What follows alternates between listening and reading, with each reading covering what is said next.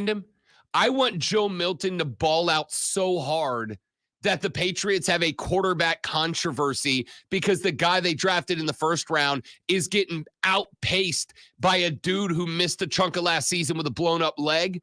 And I want them to have to go through that chaos. See, here's the thing. I think all crowd reactions go back to wrestling when you're comparing crowd reactions. Got to get a pop. And Milton got the biggest pop.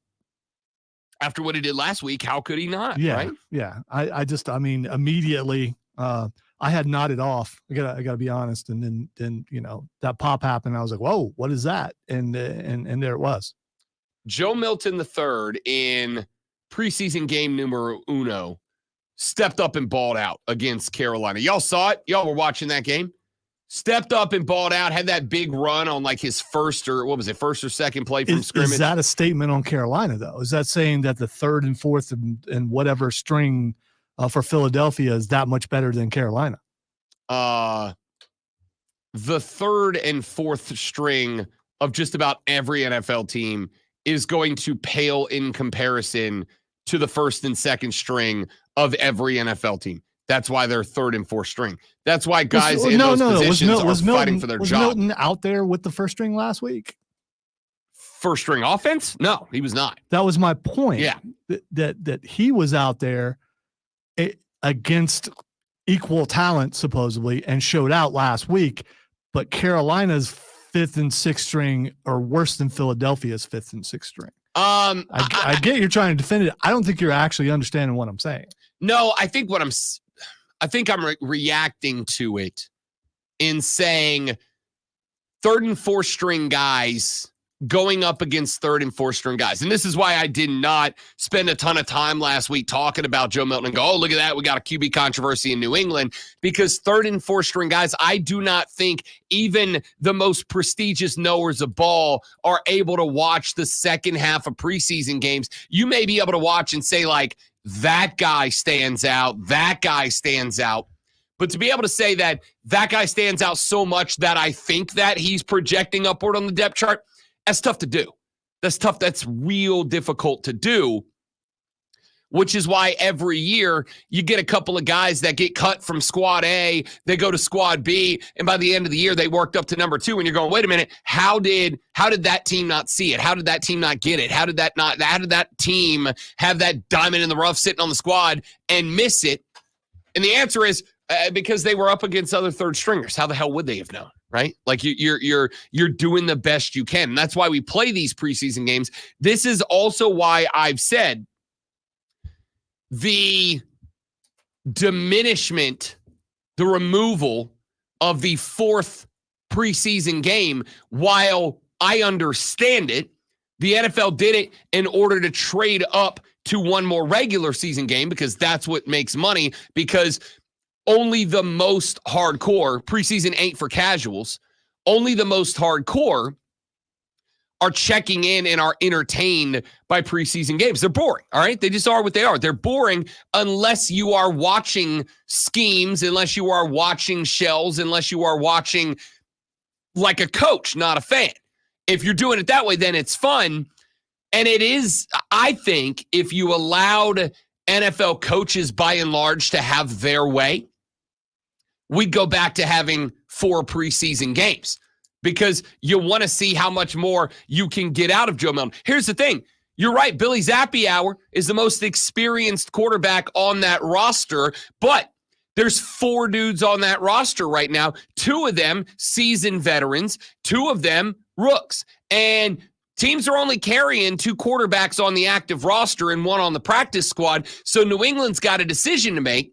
And that decision may very well come down to, do we want 2 rooks on the quarterback spot on the roster? Do we want, because if you do that, that also means you got to throw Drake May into the mix in week 1. And I said this yesterday on the other show, I'll say it on this show until I'm blue in the face. There is a mistake waiting to be made by the New England Patriots that I hope they don't make. And that mistake is to Bryce Young, Drake May.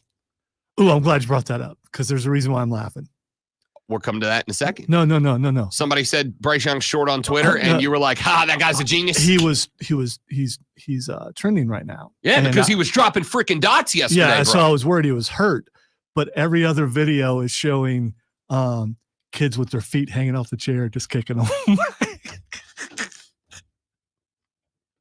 BY, and we'll talk to Rashad Beard at 8:40 this morning from the Panther Nation podcast about practice yesterday. But BY was dropping dots yesterday. You're avoiding it, but you know that's funny. It is funny. I can't give you I can't give you. I mean, that's an algorithm thing. That's not me. I can't give you. Yeah, it's your algorithm, dog. Why do you think it's showing up on yours? So they've heard me talk about how short he is so much that every other video they're showing. Wasn't it you 2 days ago saying you thought about your knee hurting and then all of a sudden your Twitter advertisements were like, hey, old guy, here's some Bengay. No, it was my shoulder. Oh, your shoulder. Which on video, I never said once my shoulder was hurting. I'd just been rubbing it. And then suddenly it showed up on there. It does hurt, by the way, but I don't know why. BY was dropping dots yesterday, and what I don't want to see, I'm not going to spend a ton of time on the New England Patriots. Although this is a transplant city, we got to spend a little bit of time on everybody. The New England Patriots have a mistake sitting right in front of them that I hope they don't make, and that is Bryce Younging Drake May. Here's what I mean by that. What I don't need to see the New England Patriots do is to throw Drake May out there to the Wolves behind and I've done the research, bad football team, thinking that he is going to be football Jesus in Foxborough, Massachusetts. He's going to save the Patriots from impending doom just by being Drake May. And then you go, oh, you mean if we stick him behind a college level offensive line and give him exactly and precisely 0 weapons to work? Ramondre Stevens is the guy that's running in front of him. Quick. You all watched the game last night. Name me a New England Patriot wide receiver today. Just one. Just one. Right, exactly. That guy's a project quarterback. Number 86. Nailed it. Quick, is there a number 86 on the Patriots roster this year? Absolutely. Saw him play a bunch last night. Point is, you throw him out there Here's behind. The point. You don't know if there's not. I don't either. Correct.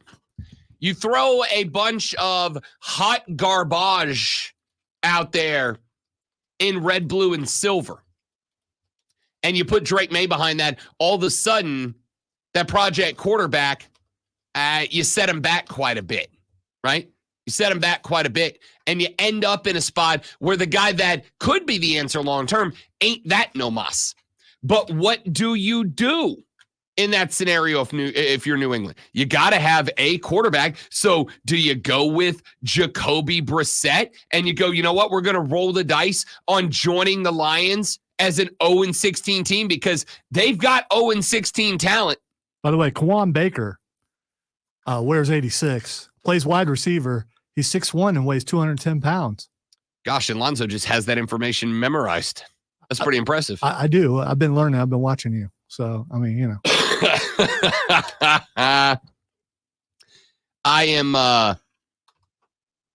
I think the New England Patriots, I think at the end of the year, the Carolina Panthers are going to be thanking their lucky stars for the existence of the New England Patriots this year. Because I think the Patriots are going to, without a doubt, remove the Carolina Panthers from being the butt of the jokes. All the jokes. They're going to be that bad. And so if they're going to be that bad, my question here is, if you are the Pats, do you throw Drake May out there? Do you throw him out there behind that team, a team that a lot of us think has 0-16 talent? Do you throw him out there with no skill position players to work with? Do you throw him out there behind a shoddy offensive line? Do you throw him out there with a bad football team and BT Dubs, a rookie first-year head coach, and go, good luck, bud. Don't die. Ladies and gentlemen, welcome to week 3. Your starting quarterback for the New England Patriots, Drake May. Yeah, don't do that. Don't do that. problem you bump into is, what do? Do you roll out Jacoby Brissett and remove any chance of wins? Do you keep Billy Zappi Hour on the menu?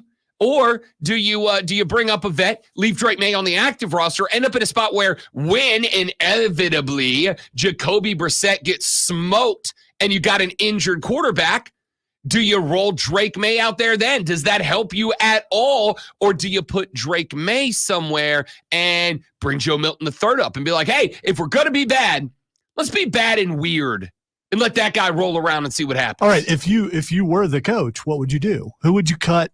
Who would you put on the practice squad? Because what do they carry? You normally carry two, right? Or do you carry two? Right. You have your emergency third / practice squad guy. So you can keep 3 of the 4. Keep in mind though, you put a guy on the practice squad, he can go play somewhere else too, right? So here's the Joe Milton theory. If I'm looking at Baltimore, right? Or somebody that's got a quarterback that plays that style of football. I put Joe Milton on the practice squad. He might go. He might be gone. He might be gone. And what happens if Joe Milton goes somewhere else and just absolutely lights it up? Not like he did in the first game, but kind of like he did in the first game. I don't know. I think that this Patriots team is in a world of hurt right now, dude. Like all of y'all that sat there and had to watch Tom Brady and the New England Patriot dynasty for as long as you had to watch them. I don't think karma is real, but if it is, the 2024 New England Patriots might be the illustration of it, right? Because this team's going to stink. And they were good for 20 years because of their quarterback. And now I think they're going to be real bad and have no idea what to do with their quarterback. All right. When we come back here in just a minute, you guys, remember how I told all of you back during the draft that the Atlanta Falcons made a great call in drafting Michael Penix Jr., and all of you guys said, whoa, whoa, whoa, whoa, whoa, whoa, whoa, whoa. Whoa, whoa, whoa, whoa, whoa, whoa, whoa, whoa, whoa. They didn't make the defense better, Rob. Hey, guess what? They made the defense better. Picking up another Pro Bowler yesterday. We'll break that down next on the Rob Brown Show in the Fan Upstate. My world. All right, guys. Good morning, Brian. Good morning, Mike. Quick live read. We're back after this. Stay right there.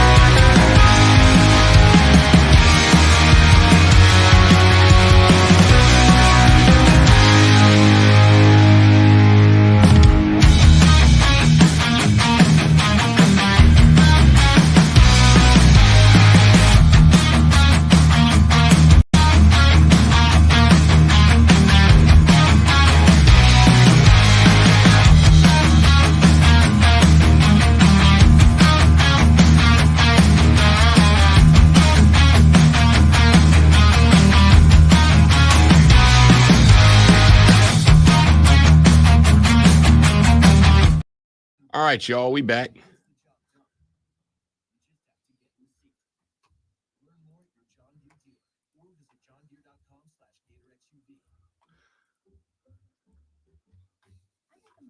Bum, bum, bum, bum, bum, bum, bum. Whoa, whoa, whoa, whoa, whoa.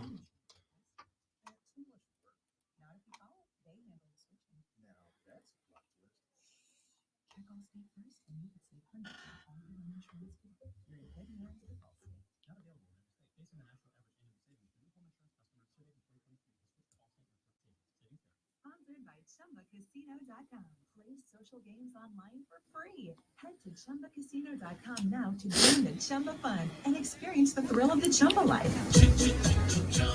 No purchase necessary. VGW Group. Void or prohibited by law. See terms and conditions. 18+. Can't wait to hear what's next on Wire to Wire with Cole and Diesel. Tell me what's coming up. Opening the show with a bang. 3 p.m. Shane Beamer. So that's when it's out. It hasn't happened yet. Will join me on Wire to Wire. 2024 is a huge season, not only for Shane Beamer, but for his staff. Hear what Coach Beamer.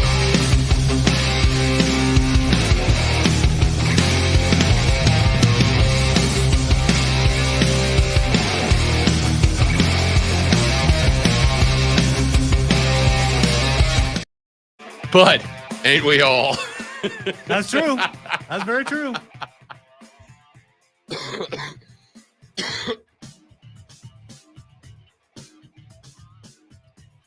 Man, if you're an Atlanta Falcons fan right now, I like football. I like football. you gotta like football right now if you're a Falcons fan, right?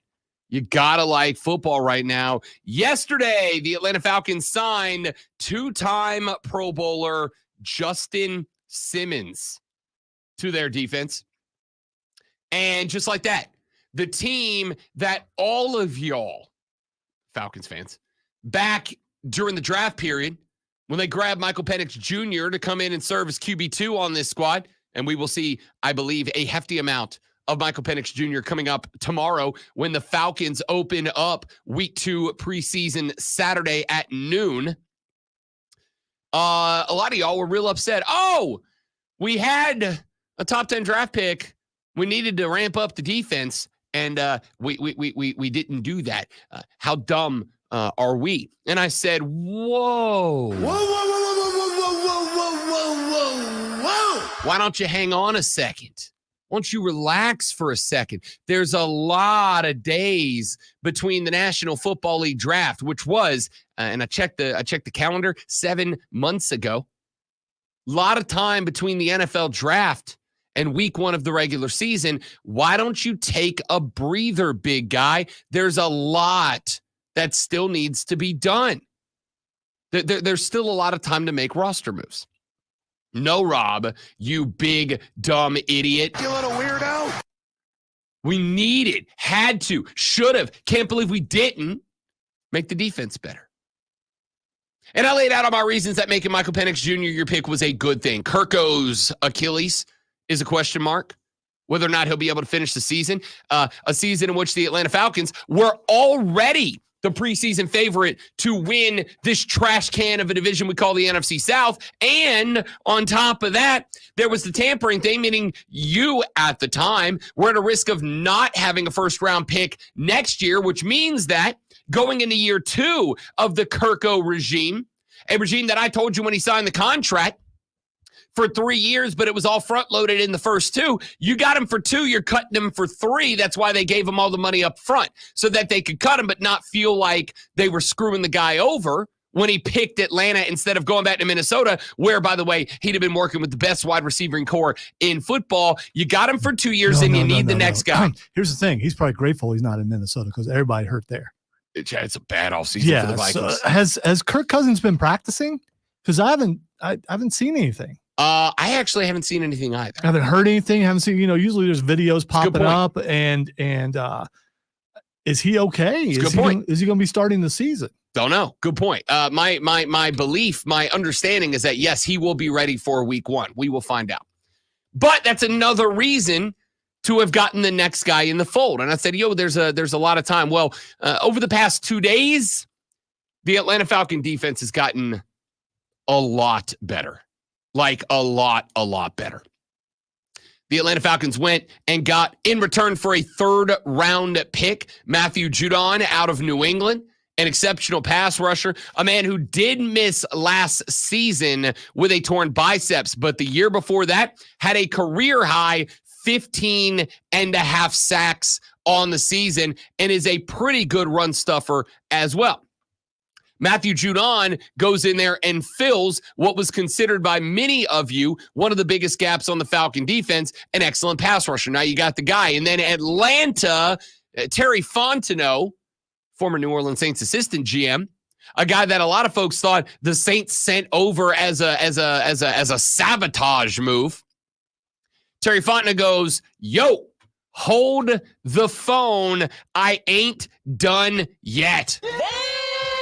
And he goes yesterday and gets Mr. Simmons, Justin Simmons, a two-time NFL Pro Bowler, a man that has more interceptions than any other player in the National Football League since 2016, the best available defensive free agent remaining, and one of the best available defensive free agents of this offseason. Why was he still out there, though? I think that's kind of a concern, isn't it? No, not to me. And the answer is because Justin Simmons was going to go one of two ways. He either wanted fat stacks with a long-term contract because he's 30 years old, or he wanted a very valuable one-year deal, and nobody was willing to meet him in the middle. He wined and dined with my New Orleans Saints a number of days ago. Mickey Loomis and Dennis Allen were trying to talk him into, from what I've been told, a 3-year contract that would have paid him out roughly the same as what the Falcons are giving him per year, except the Falcons gave him one for him to go out this year, get himself a couple of picks, and then try to maybe get a 1-year, $12 million deal somewhere next year. It's an expensive deer. It is a very expensive By deal. the way, video out there of Kirk Cousins practicing throwing balls to Drake London and to Kyle Pitts. Kyle Pitts is going to be a problem. And those videos are like a day old and a couple days old. So Kyle he's Pitts is definitely going to practicing be recently a problem this year. So Justin Simmons gets added to the Atlanta defense alongside Matthew Judon. This team had 2 gaping holes. They needed help at defensive back because they got a real good defensive back feel with Terrell back there. This defensive backfield was good. It was just very shallow, right? Mina Kimes of ESPN said the exact same thing that I said yesterday on You Better You Bet when this signing was announced. Here's what Mina Kimes had to say about the Falcons after the signing of Justin Simmons. Yeah, the Falcons are aiming to win the division correctly. They should be aiming to win the division, not just because the NFC South is very winnable, but because I think this is going to be a very good offense with Kirk Cousins. My questions were almost entirely, aside from Cousins' health, around the defense, and those questions, in part, were answered a bit today. You can talk about the wisdom of signing these players to 1-year deals beyond next year. It looks like Matthew Judon is going to be more of a rental for them. But as far as this season goes, I absolutely love it, Laura. Damian mentioned what a scary safety duo now this is with Simmons and Jesse Bates, who was absolutely fantastic this year. This Falcons defense last year played a ton of man coverage under the previous defensive coordinator, Ryan Nielsen. And in Bates and Terrell, they had the pieces to do that, but they didn't really have the pass rush. Now, hopefully, they do with Judon. And in doing so, you're going to have opportunities for Simmons to get his hands on the football. I really like how these players fit into the defense we saw last year. And if they can build on that, really all they have to do is be average, I think, for this team to win the division. Yeah, that's it. They were already my favorites to win the division. They were already the team that I would have put dinero on to win the trash bag of a division that is the NFC South. Now they are for sure that. So everybody that got real big mad at the Michael Penix Jr. selection, everybody who got mad at that selection, I think every one of y'all owes Terry Fontenot and the Atlanta Falcons an apology. If you are a Falcons fan who was backing the bus up over Terry Fontenot and your administration, I think right now you owe them an apology. I think right now you need to send an edible arrangements courtesy of Terry Fontenot to the Atlanta Falcons HQ, because you just went from we got to make our defense better to arguably the best defense in this division. If you're a Falcons fan that was busting them up, you better be saying I felt like an idiot right now. Because Terry Fontenot in 2 days, fixed the biggest two gaping holes in your defense. And not just with bodies, not just let's go get a guy. Terry Fontenot went out there and got you the best available pass rusher, and he got you the best available defensive back, and he has now paired them up on the defensive side with Grady Jarrett, Judon on the other side. He has now put Justin Simmons in a backfield with A.J. Terrell and Jesse Bates. I mean, this Falcons defense is now for sure and definitively the best defense in the NFC South. And I would argue that unless Kirko's Achilles pops again, you have got the best offense in the NFL. Is it over the top, Zoe, to say the Falcons now, at least on paper, have the best offense in this division? Yeah, is it too early? Well, as soon as Kirk Cousins went there, they did, because they were already only missing a quarterback. And you mean Desmond Ridder ain't the guy? No, apparently not. So, I mean, people were already believing that as soon as Cousins went there. Well, if he stays healthy, I mean, who's better? Offense? Baker, maybe? I mean, that's it. I mean, would you take Baker over Kirko for 1 year and 1 year only? Because it's 1 year and 1 year only for these two teams. The guys they're bringing in, Judon, Justin Simmons, these are all 1 year rentals. This is Atlanta making a run this year. This is Atlanta assembling the Avengers for 1 year and 1 year only. But winning the division gets you into the show. So if you are a Falcons fan, you better call up Terry and say, I owe you an apology. I wasn't really familiar with your game.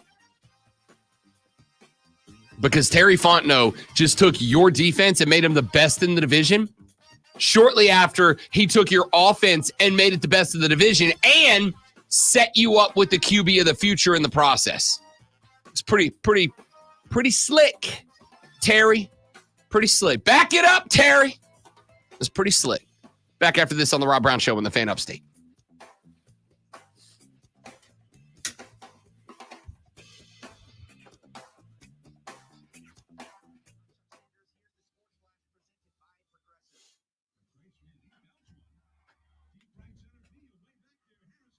Bum, bum, bum, bum.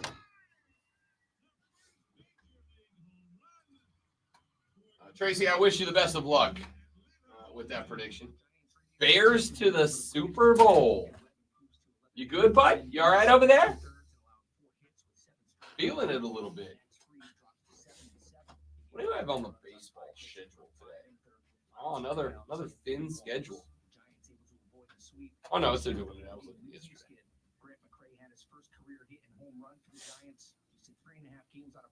9:38 first pitch for the Braves at the Angels. Do have Premier League footy today, boys and girls. Pretty pumped about that. And United and Fulham at 3 o'clock. Welcome back, Premier League. Sorry if you got some belly there, but also you're welcome.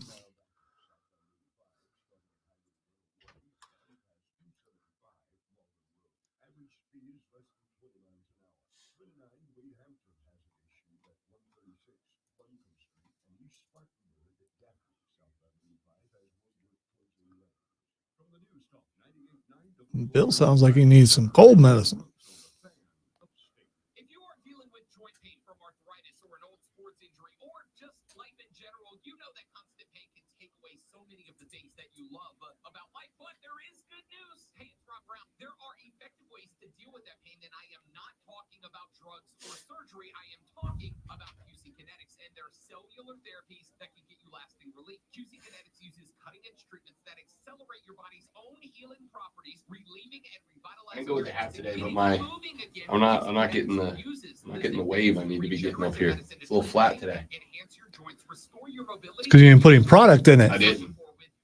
I got out of the shower and then I just took off. Professionals are ready to help you with this regenerative, restorative cellular therapy that is the future of medicine, and they are ready to help right now. Call for a free consultation at 864-448-3772, 864-448-3772 in Greenville and Asheville, 864-448-3772. It's QC Kinetics. Bridge Nonprofit invites you to the Disability Resource Expo on August 25th at the Kroc Center. This free event connects attendees with providers, state disability agencies, valuable resources, and information. Presented by Odyssey and the South Carolina Developmental Disabilities Council. With T-Mobile, you can get tons of benefits and still save on every plan versus AT&T and Verizon. Because nobody likes having to choose. It's like getting romance and sci-fi. Jane, I went to trim the beard yesterday, I'm a robot. and as I went to run the trimmer with the guard through it, right as I got to here, I realized that I had used the wrong guard and it was short, so now I had to go with the real short trim. And I don't know how I feel about it. I feel like I might have went too thin. I got a white trash beard, so I don't really have any room for error. You know what it did? It shows how much weight you actually lost because it makes your face look very skinny. No, it does. It really does. I mean, I'll take it. I just wish I had a better beard. It's not a good beard.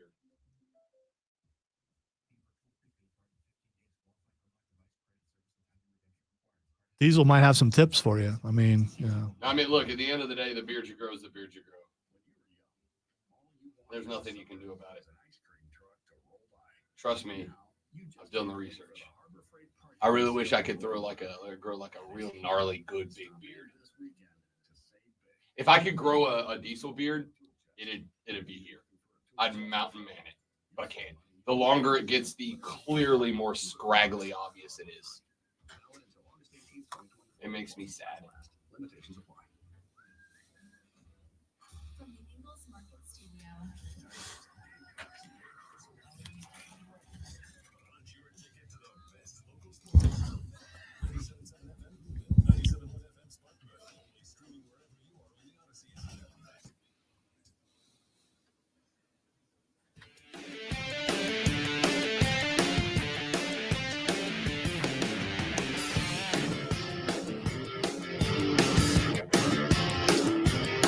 So there was an interesting editorial that I saw yesterday and I wanted to get to. This editorial was written on NBC Sports website. Found it last night as I was laying my angelic head down for a night of slumber. And I was scanning the internet, doom scrolling as the people do. Is that what it's called? Yeah, doom scrolling. Doom scrolling is where it's late at night. You know you should be going to sleep, but instead you just keep scrolling the social media and the Twitters and the news feeds just to see everything that's going wrong in the world. Oh, okay. Scrolling. Okay, you got to where I thought you were Yeah. going. It's trying to find out if we're all going to die. Yeah. Okay. All right. Doom scrolling. It can be. It is ordinarily reserved for when you are just looking through all the inevitable bad news that's taking place in the world, but you can also go with doom scrolling as I know I should be asleep right now, but I'm just going to make my life worse by staying awake and looking at other people's Instagrams and everything they got going on right now. Anyway, doom scrolling last night after the fiance went night-night, and I came across an article that I could have written myself. Kind of wish I did. The article's headline is Analysis. Austin Dillon crossed the line without NASCAR specifying where its line actually is. The author of this article began this article by saying, quote, NASCAR says Austin Dillon crossed the line in his slam bang victory at Richmond Raceway. So what and where is that line? By NASCAR's own admission, we still don't know precisely. And that's very fair. Remember, when I said back on Monday, Tuesday, when this story came out, right? When we were addressing the Cookout 400 victory of Stone Cold Steve Austin Dillon. Austin 316 says, I just spun your ass. When we were addressing it, there was a wide spectrum of views that came about. One of them was, glad to see the 3-car being treated like the 3-car again. What would Dale do? Exactly what Stone Cold Steve Austin Dillon did. That's what, brother. And then there was the other side, which is, hey, Rubbin's racing. Which, don't get me wrong, Rubbin's racing. I agree with that entirely. But then there's the other side of the spectrum. Where's the difference between rubbing, bumping, shoving, and intentionally wrecking? Where's the line? And I said the problem you're going to have with this is that is a subjective definition. That is something that is very hard to determine. The reason I did not think you were going to see a big-time punishment of Austin Dillon is because in order to prove that it was worth the punishment, you have to prove that it was intentional. And in order to prove that it was intentional, you have to say it was done with intent.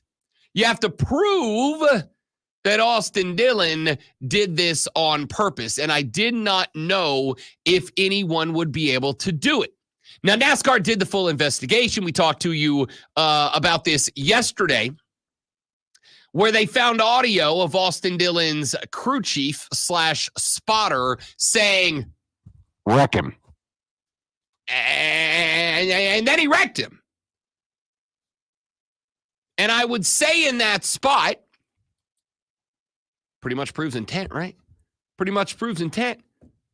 The authority figure on the radio said, wreck him, and then the guy with the 6,000-pound steel weapon wrecked him. I'd say that there was a good bit of intent there, and NASCAR was able to find that. So, to respond to this author that penned this editorial for NBC Sports, when he says, we still don't know precisely, I would disagree. I think we do. If we know that it was an intentional wreck, you catch a wreck. I'm not talking about a bump. If you intentionally wreck somebody, and I would say, I would go one step further.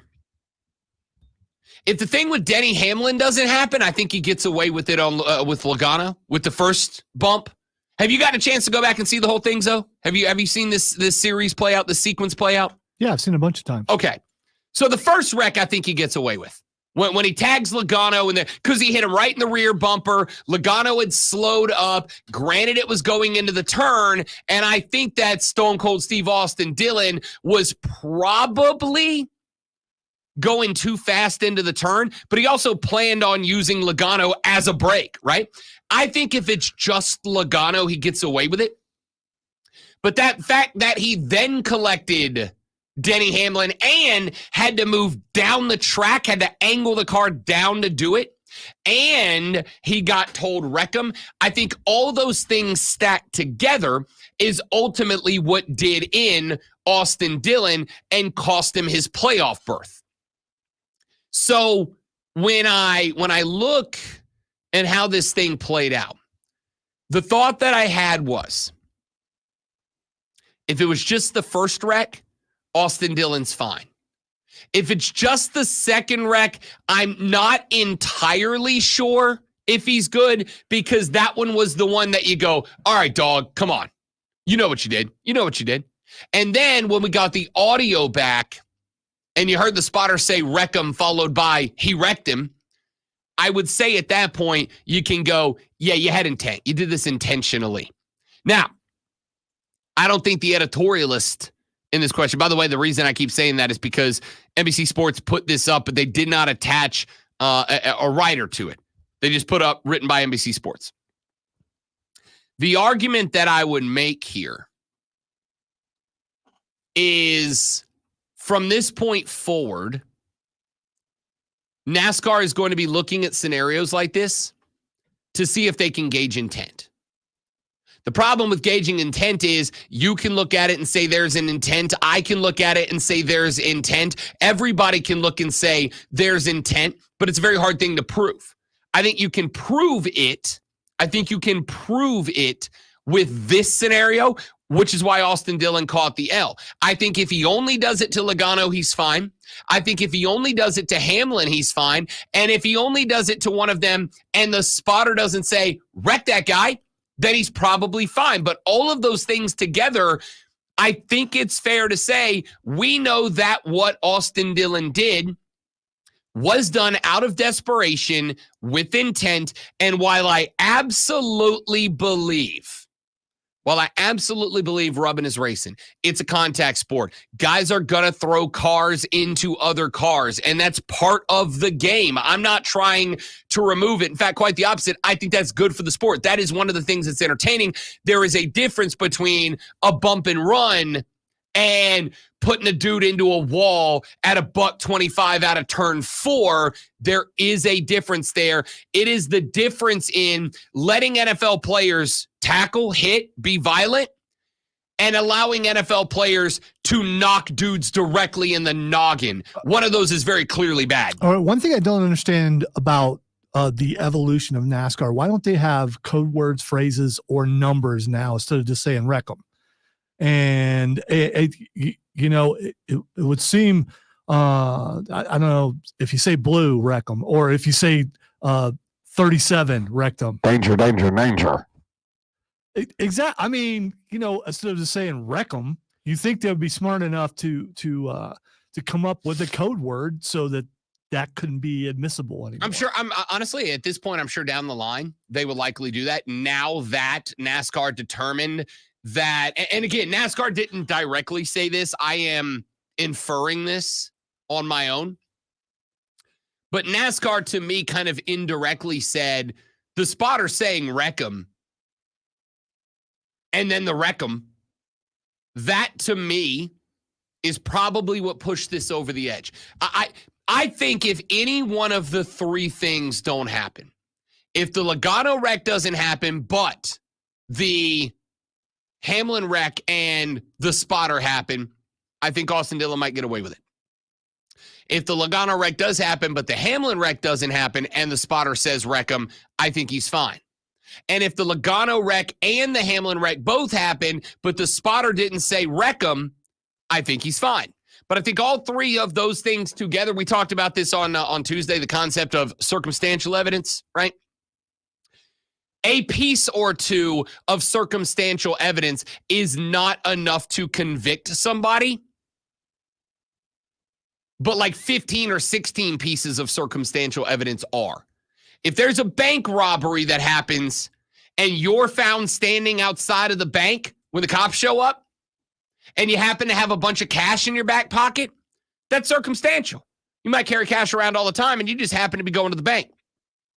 But if you happen to be standing there and you happen to have a bunch of cash on you and you happen to have a gun on you, even if you're concealed carry and allowed to be carrying it, you happen to have a gun and a wad of cash standing outside of a bank right after an armed robbery. And oh, by the way, it turns out you're wearing a black shirt. And so was the rob. Okay, this is all circumstantial. You might just be happening to wear a black shirt. You might just happen to be a concealed carry permit holder. You might just happen to be a guy who carries. All of these things are circumstantial. But when you stack all of them up and then put it next to what happened, at some point you go, yeah, that's too much circumstantial. Oh, these things can't all be circumstantial, coincidental. And that's kind of what I think happened here is you got wreck 1, you got wreck 2, and you got the spotter saying wreck him, and then you wrecked him. I'm being real careful now because you get it. Thanks, Russ, man. You got all these things laid up next to each other, and they all happen bang, bang, bang, bang, bang, bang, bang. It's not circumstantial anymore. So I think we know what the line is to the author of this article. The author of this article needs to know the line is when you declare that it is intentional and there is so much circumstantial evidence that you can no longer doubt that it is coincidental or circumstantial evidence. When you look at it, you go, Yeah, no, you did that bleep on purpose, bud. That's where the line is. And you can't draw it hard in the sand because every situation is going to be different than every other situation. No two races are ever going to be the same. In football, a hold's a hold, and every hold's going to be different. But at the end of the day, there is a set of rules that say, if this, then hold, if this, not. In NASCAR, every race and every wreck is going to be different. Every race and every wreck are going to look different, be handled different, happen at different speeds on different parts of the track. So you can't put bracket parentheses of if X, then Y. If this happens, then it's intentional and a punishment. And if it doesn't, then it's not. You got to go case by case with NASCAR. And if I'm going case by case with NASCAR, I'm going to look at this case and go, you wrecked one, you came down the track and wrecked two, and your spotter said, wreck them, and then you wrecked them. Yeah, you're taking one for this. You're taking one for this. So I don't have a problem with it. I think it was handled the right way by NASCAR. I was ready to, when they announced the punishment, I was ready to jump all over NASCAR for doing too much. But then once I heard the audio of the spotter saying, wreck him, I was like, oh, that's it. You're cooked. You're cooked. That's not circumstantial anymore. That's definitive. So I got no problem. I think NASCAR handled this the right way. Let him keep the win. Let him keep the prizes. Take him off the playoffs, because the only reason he did all this was in order to get that playoff bid. So take away the thing that mattered most. So now guys know if they drive like that down the stretch, that playoff win ain't guaranteed. So there's really no point in driving like that down the stretch. I think this was handled really well by NASCAR. You know what else is going to be handled really well? This Sports Flash file. You know what else is going to be handled really well? This Sports Flash by Lonzo. I'm giving you a no rectum guarantee. Are you going off the screen now? I have to. Oh. Because the printer's messed up. The Atlanta Braves took the first three of a 4-game set against the San Francisco Giants, but couldn't complete the sweep, getting shut out 6-0 yesterday. Max Fried was tagged with a 7th loss after giving up 3 runs through 5.1 innings. Atlanta's offense recorded just 4 hits and 1 walk in the contest. Atlanta is now 64-57, 7 games back of Philadelphia in the NL East. Clemson head coach Dabo Swinney announced yesterday that Clemson has lost 3 players for the season to injury. Offensive lineman Watson Young suffered a torn ACL. Cornerback Miles Oliver is fighting an injured pec and ACL. And offensive lineman Ian Reed has a knee injury. Make sure you tune in this afternoon from 3 to 7 p.m. for a brand new local show, Wire to Wire. Cole Bryson Diesel will get you up to date on the latest local and national sports news. Great guests, great debate, a whole lot of fun, Wire to Wire.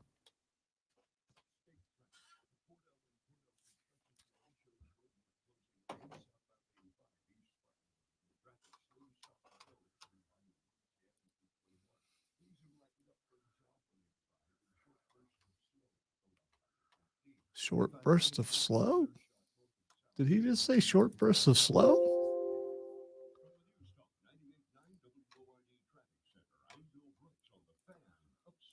Running a small business is no small task. At Cultrust Bank, we work hard to prepare businesses for whatever tomorrow may bring. Your dreams are our business, and we have local experts who can help you plan for a successful future. Dependable guidance you need, and service you'll appreciate. You need to send in edible arrangements courtesy of Terry Fontenot to the Atlanta. Cultrust branch or anytime at htb.com. Member FDIC. Hungry for lunch? Head to Three Friends Bar and Grill. Enjoy made-from-scratch salads, sandwiches, and burgers. Watch the game while savoring our fresh, never-frozen dishes. Visit us in the Public Shopping Center on Wade Hampton or in Boonville. Check out our full menu at threefriendsbar.com. Spring is here, and the best upstate deal on golf is on sale now. The 2024 Upstate Golf Card gets you a round of golf at 7 premier upstate courses, and it's only $80. Order at theupstategolfcard.com. 7 rounds of golf for only $80. Upstategolfcard.com. Paladin fans looking for a great deal on Furman football, then check out the Furman Football Family Plan presented by Pepsi. 4 season tickets, 1 season parking, 4 Furman hats for just $420. The plan is perfect for families to enjoy the excitement of Furman University football together. Additionally, Additional tickets can be purchased for $105 each. Don't miss out on this amazing deal and experience the Furman Fan Zone prior to kickoff. Purchase tickets or get more info at FurmanPowlins.com. Mad World Haunted Attraction is having the biggest ticket pre-sale of the year. All tickets will be 35% off for one day only on Friday, August 16th. Grab your Mad World tickets for the season on our website. Don't miss your chance to save big at madworldattractions.com. This is the story of the one. As a facility technician installing a new welding station, he knows getting the ventilation right is critical for safety. That's why when questions arise, there's Grainger. Grainger offers detailed technical product information online at his fingertips, so it's easy to find what he needs. Because when it comes to safety, having answers means he and his people can breathe a little easier. Call, click Grainger.com, or just stop by. Grainger, for the ones who get it done. Hi, welcome to Staples. Yeah, my daughter needs a laptop for college, but I need to watch the budget. Well, Staples hot deals on tech are backed by a price match guarantee, so our prices won't be beat. Great. I have a couple people starting college. She'll be great. I know. Oh, let's get you a great deal on a laptop. Save big on tech for school at Staples. Now get up to $300 off select PCs and take 24 price match guarantee valid within 14 days of purchase. Exclusions apply. For details, visit staples.com/price match. This is Cole Bryson. Yeah, I realized it after the third time what I was saying, and I was too committed at that point. Tune into the Saturday Morning Scramble each and every Saturday beginning August 17th. We will have instant reaction interviews from players and coaches, and we will take your phone calls. Join me and Alex Guest beginning August 17th from 8 to 10 a.m. on 97.7 in Spartanburg, 97.7 FM in Greenville, and on the free Odyssey app. All brought to you by Founders Federal Credit Union and your local Eagles. Your morning jolt of sports. It's the Rob Brown Show. With Florida State, the narrative is they lost too much talent to be good. The counter to the narrative is, yeah, but Mike Norvell has built 3 consecutive real good rosters out of the portal. How many people last year called Florida State to be a playoff team? None of us did. None of us did. Shock Lonzo. Who asked you? Don't hit snooze. The Rob Brown Show. Now morning 6 to 10 on the The Fan Upstate. WORD Spartanburg. New life. First break. New life, first break. What do you think about Nicolas Cage playing John Madden? Yeah, we're going to talk about that. That's Okay. on the prep sheet. Okay. For All right. sure.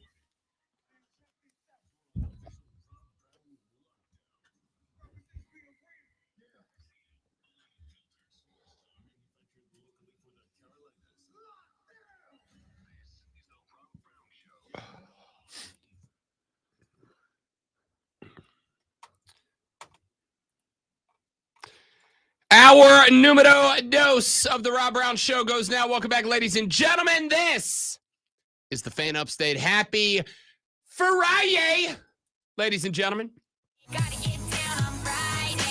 Just the one part from Rebecca there. It would have worked, but that wasn't up. So I mean, I Gotta get down on Friday. Friday. Let's get it. Let's have some fun. 3 hours of the show remaining here on this Friday. Gotta get down on Friday morning. He is the great one, Lonzo, the alpha and the omega of the Fan Upstate, the content cash cow, the wizard of wave, the sultan of sound.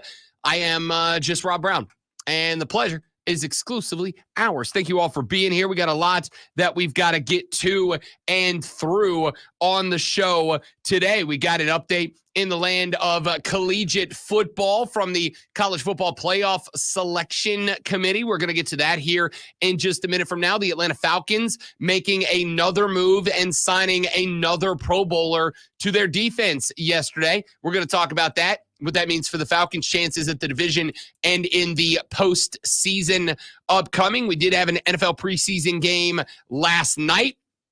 We got a whole slate of NFL preseason games coming up tomorrow as well. So we're going to run through those and give you the biggest Week 10 storylines that you should keep an eye on for tomorrow, as well as what I think are some of the biggest storylines for the college football season. As ladies and gentlemen, there are at this point 8 days remaining until the college football season. 8 days. Actually, if you want to be real specific, 8 days, 4 hours, 57 minutes, and 36 seconds. Just a quick question. How many days till we get an actual good college game? 8 days. Georgia Tech, Florida State, Dublin, Ireland. You're still going with that. Florida State's going to kill Georgia Tech. I just don't understand how it is that you, college football fan, working on a football station, are getting a game and are like, no. Let me tell you, Texter. Here's the thing. It's not a good game. It's not. I mean, I get it. Clemson fans will probably be interested to see what the competition is. So, I mean, might get some people around here interested, but for the most part, it's me. Okay. Me. It's got me interested. So I will let you, the guy who continues to protest about week 0 and not having a good game on it. Yeah, that's me. All right, I'll continue to do that. If there's at least one good game, in my opinion, one good game, then I'd be excited about it.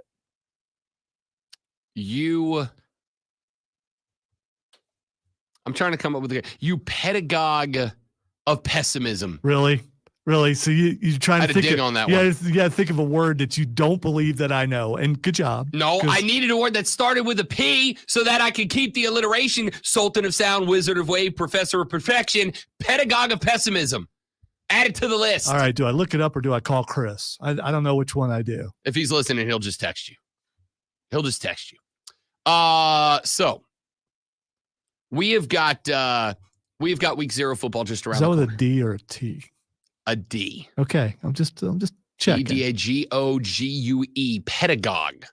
I know can how just to spell, tell you. I know how to spell GOG. No, I'd rather look do it your up. do your research. Yeah. Hey, you got less than 56 minutes, so you got to get to the office. And when you do, you're going to start talking sports. I know, we all know that's how the game works. You're not going to show up and work. It's Friday. Who the hell cares about work on a Friday? You want to talk sports. And so when it's time to talk sports, also, you're not watching Ohio State because they got a bad game. That's a great point from James. You're not watching the Buckeyes because it's a bad game, right? No, you guys have Akron in week 1? I will watch it because the Zips ain't no joke, man. Yeah, for sure, bud. Bud. Who would win between Akron and Georgia Tech? Georgia Tech. No. Hands down. I don't know. Hands down. Georgia Tech minus 10.5 on the opening. I don't know. I do know. Yeah, I don't think you do. I absolutely do know. I don't think you do. You're speculating. Unless you're a time traveler or able to tell the future, you could not say. Fine. Definitely. Ask me who the better team is. Definitely Georgia Tech is the better team. Better is subjective. Better in what way? No, it's not. Better in what way? No, it's not. Who's better, the Chiefs or the Patriots? Right now, the Chiefs. That's subjective. See how frustrating that is? Why are you yelling? No, I mean because I am frustrated. Yeah, but you're talking about professional level, and then you're talking about semi-professional. Oh my level. gosh! Can we do the thing? Water cooler cheat sheet. Are you ready for the playbook of the peculiar, the almanac of the absurd, and the encyclopedia of the extraordinary? Well, you better be, because we're diving headfirst into the 3 top stories that will have your coworkers saying, "Are you guys sniffing on newsprint or something?" Where they take their first bathroom break. No. Here we go. Welcome to the water cooler cheat sheet on the Fan Upstate. It's the Water Cooler Cheat Sheet, top 3 sports stories you need to know before you get to the office and start talking sports. And when you do, these will be the topics you are talking about today. So let us dive right in, ladies and gentlemen, with item number 1. This one is not one that I would put on here, except I'm the only one who does it. So, of course, I did put it on here, and I did because I know that some of you are going to turn this into a dramatically bigger deal than it is, though it is not a big deal. I saw this one coming down the pipe. The College Football Playoff Selection Committee says they will no longer use conference championships as one of their tiebreakers, primarily because the new 12-team format guarantees bids for the 5 highest-ranked conference winners. They made that announcement yesterday. The change in protocol was approved by the FBS commissioners, and Notre Dame athletic director Pete Bavacqua was implemented. I'm so used to saying Jack Swarbrick. I've been saying Jack Swarbrick since I was negative 15 years old, and I was like, Pete Bavacqua. Don't deflect. I thought you pronounced his name really well. I did. I absolutely nailed it. It just, my brain, it's kind of like how here we are a dozen years later and they're still the San Diego Chargers. No, they're not. But they were for a very long time, and I am a big dumb guy. So sometimes the brain just cruise controls. It's not Jack Swarbrick anymore. It's Pete Bavacqua. Smart boy. What's that mean? It depends on what we're talking about. Okay. Pete Bavacqua and the FBS commissioners made this announcement yesterday, implemented at this week's annual meeting of the selection committee members in Laguna Niguel, California. I've never heard of Laguna Niguel. It sounds lovely. Laguna Niguel. Especially this time of year, for sure. It's California. You know, you don't have to like a lot about California. It's always beautiful in California. It's a beautiful state, and the weather's always good. Anyway, when the commissioners decided upon the 12-team format for this fall, it's 66 degrees in Laguna Niguel right now, which means it's going to be like 72 and sunny today. Well, no, actually, it's going to be a high of let's see, what day is it? Today's Friday. A high of 78. Yeah, beautiful. California's beautiful, man. When the commissioners decided to act upon the 12-team format for this fall, they also agreed to place an emphasis on the importance of winning a conference title. You know how Florida State did last year, but that's another item for a different day, is it not? Let the pass go, Rob. Let the pass interference go. Oh, you son of a biscuit. Just let the audacity. Go. Let us move on. Let us look to the future. Florida State has a chance to be in the 12-team playoff and win the champ. Well, they won't be denied this year.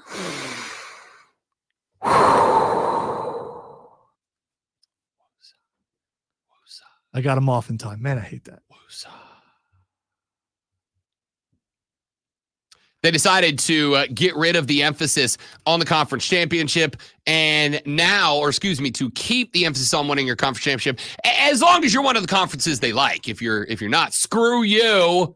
Take it another notch, all right?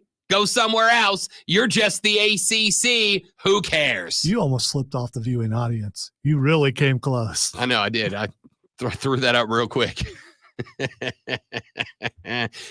Anyway, the 4 highest ranked conference champions will receive a first-round bye. The other tiebreakers do remain and include strength of schedule, head-to-head results, and comparative outcomes of common opponents without incenting margin of victory.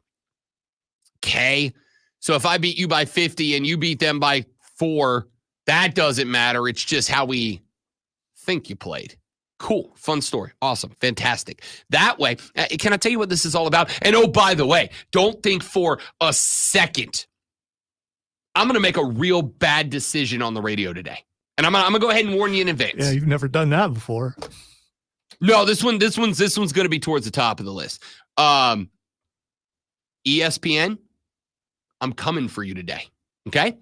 I thought about this long and hard last night. I'm like, do I flame ESPN for what they did today? And I thought about it, and I thought, I don't necessarily want to start a war and get in trouble. The answer is yes. Yes, I do. Yes, I do. ESPN, I'm coming for you today.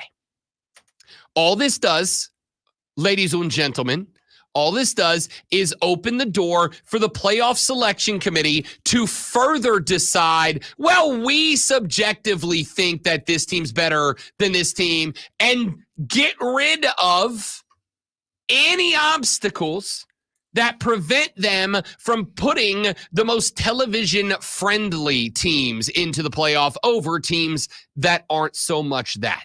I'll circle back around to this later on, but that is a massive change in the college football playoff format. Let's get to item number 2.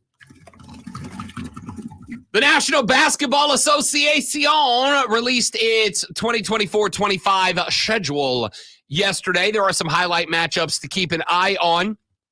The season will open October 22nd at 7:30 p.m. when the reigning, defending, undisputed NBA champions, the Boston Celtics, not only get their season started, but get their season started by taking on a team that is considered by many to be the biggest threat out of the East, the New York Knickerbockers. That game will be on the 22nd of October, but there's plenty of other big matchups that first weekend. The Phoenix Suns will take on the Clippers. They will open the Intuit Dome, and it's crowd-friendly design. I'm actually really excited.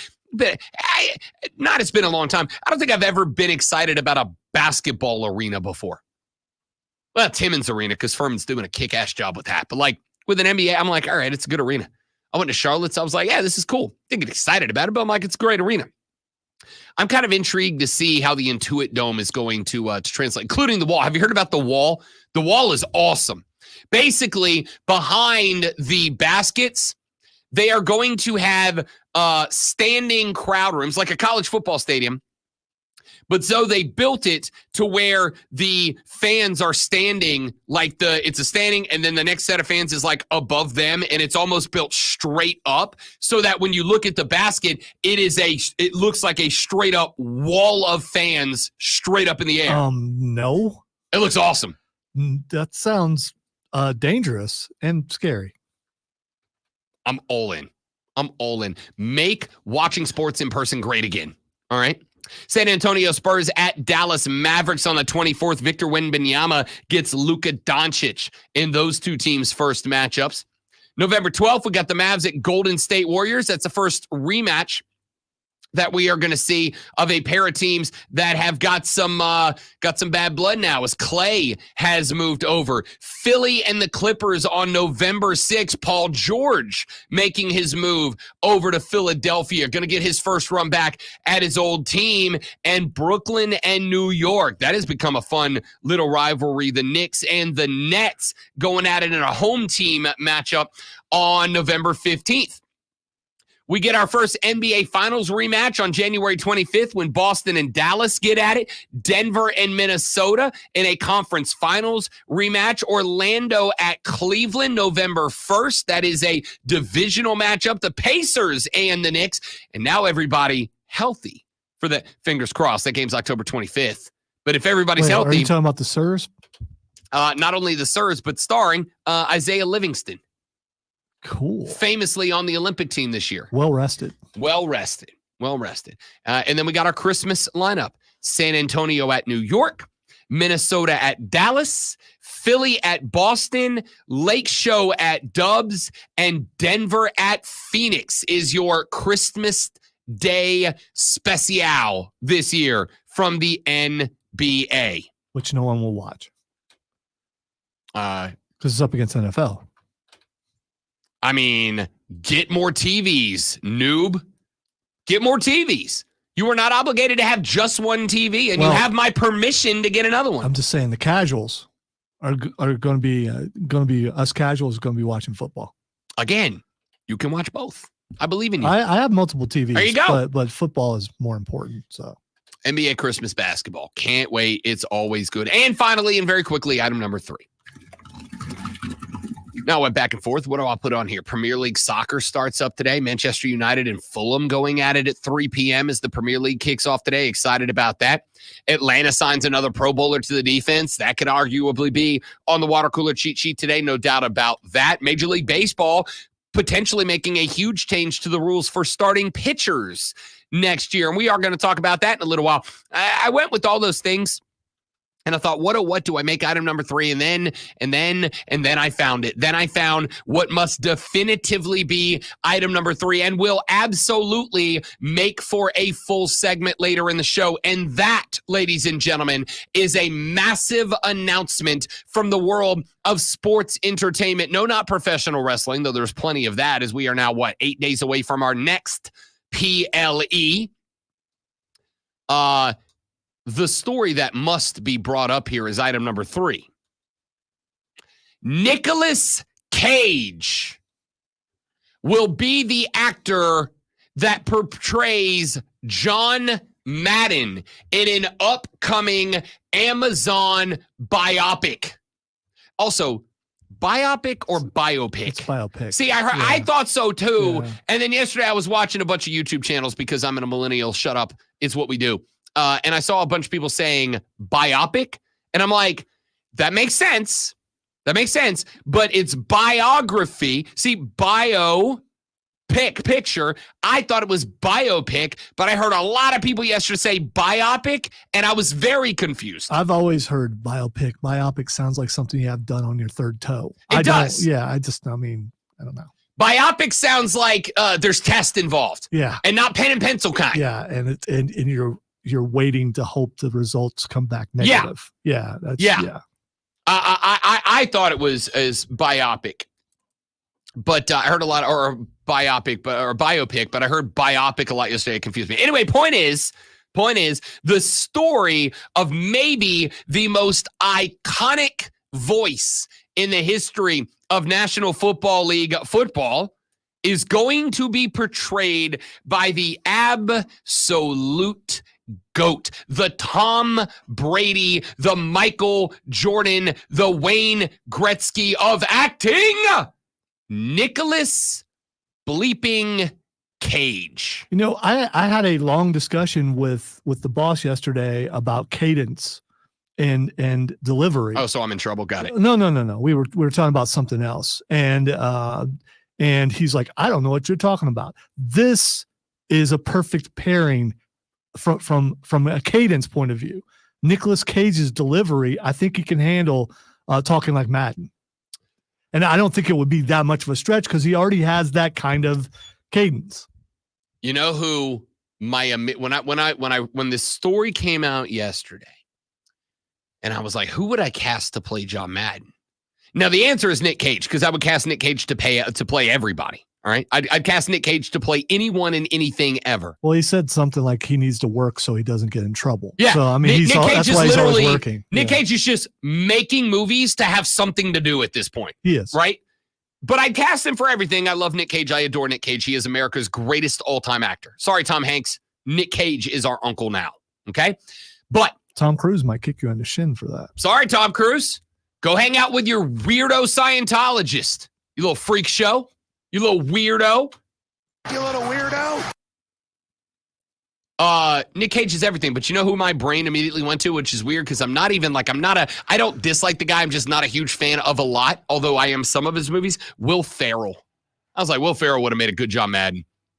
Will Ferrell, as long as he pulls it back from the Harry Carey impersonation and he just does Madden, I thought Will Ferrell would have made a good John Madden, but I will cast Nick Cage at everything. Rumor is that, speaking of, Tom Hanks is reportedly interested in portraying a younger Al Davis in this flick.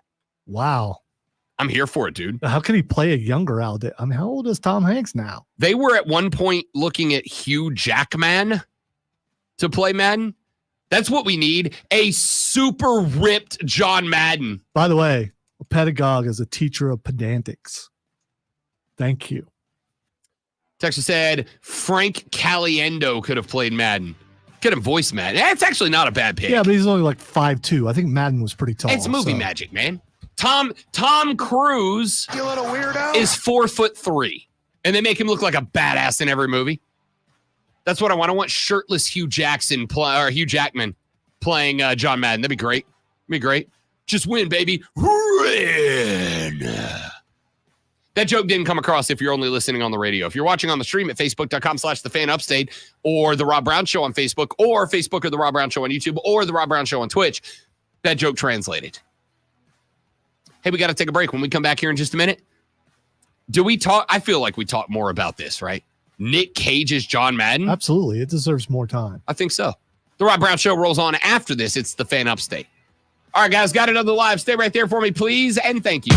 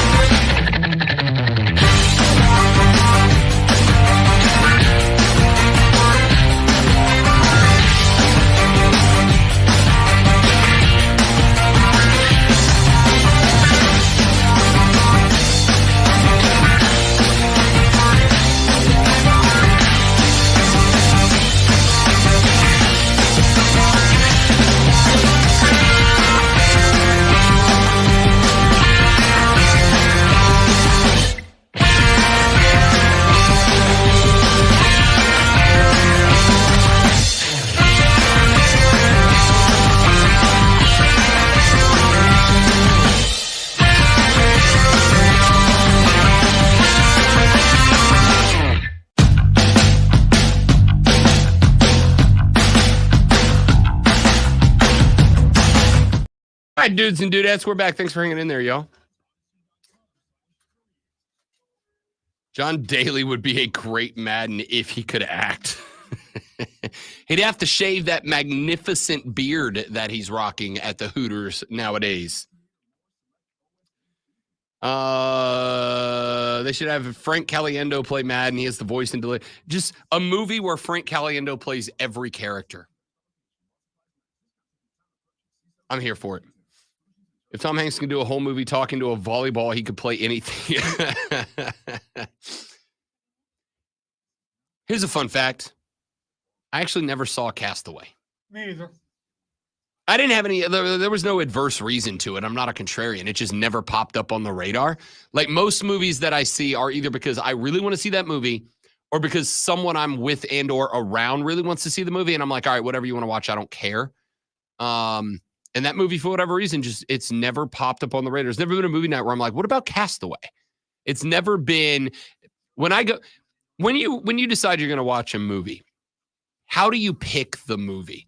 Because the fiance and I, we just like pick a streaming service, open it, and scroll. And then we just find something and go, that looks good. Let's watch that. Yeah, an hour later, I'm still looking. Yeah. It's like, there's been those nights. It's like, okay, that looks cool, but let me see if I can find something else. And you just keep going. We have had movie nights that eventually ultimately turn into trailer night. We just watch the trailers of 75 movies and never pick one.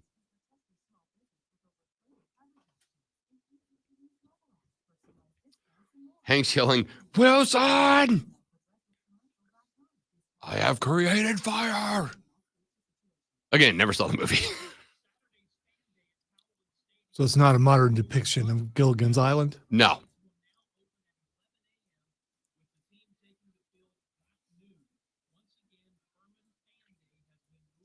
The Professor. What a stud. I know every man has had this conversation, but Ginger or Marianne? I think we've even had this on this We have. show before, and the answer is yes. I mean, that's always the answer. That is the answer. Yes, I saw that clip the other day, Wesley. Seabass from Dumb and Dumber is the president of the Boston Bruins and an NHL Hall of Famer, by the way. That's a pretty fun bit of trivia. Nicolas Cage as John Madden. Amazon's putting out a biopic about maybe the most legendary voice in the history of the National Football League, John Madden, and have cast Nicolas Cage to portray, I'm going to assume, a younger John Madden coming up through his days as the Raiders head coach and into the booth. All right, so I looked it up, and this is more of a video game movie.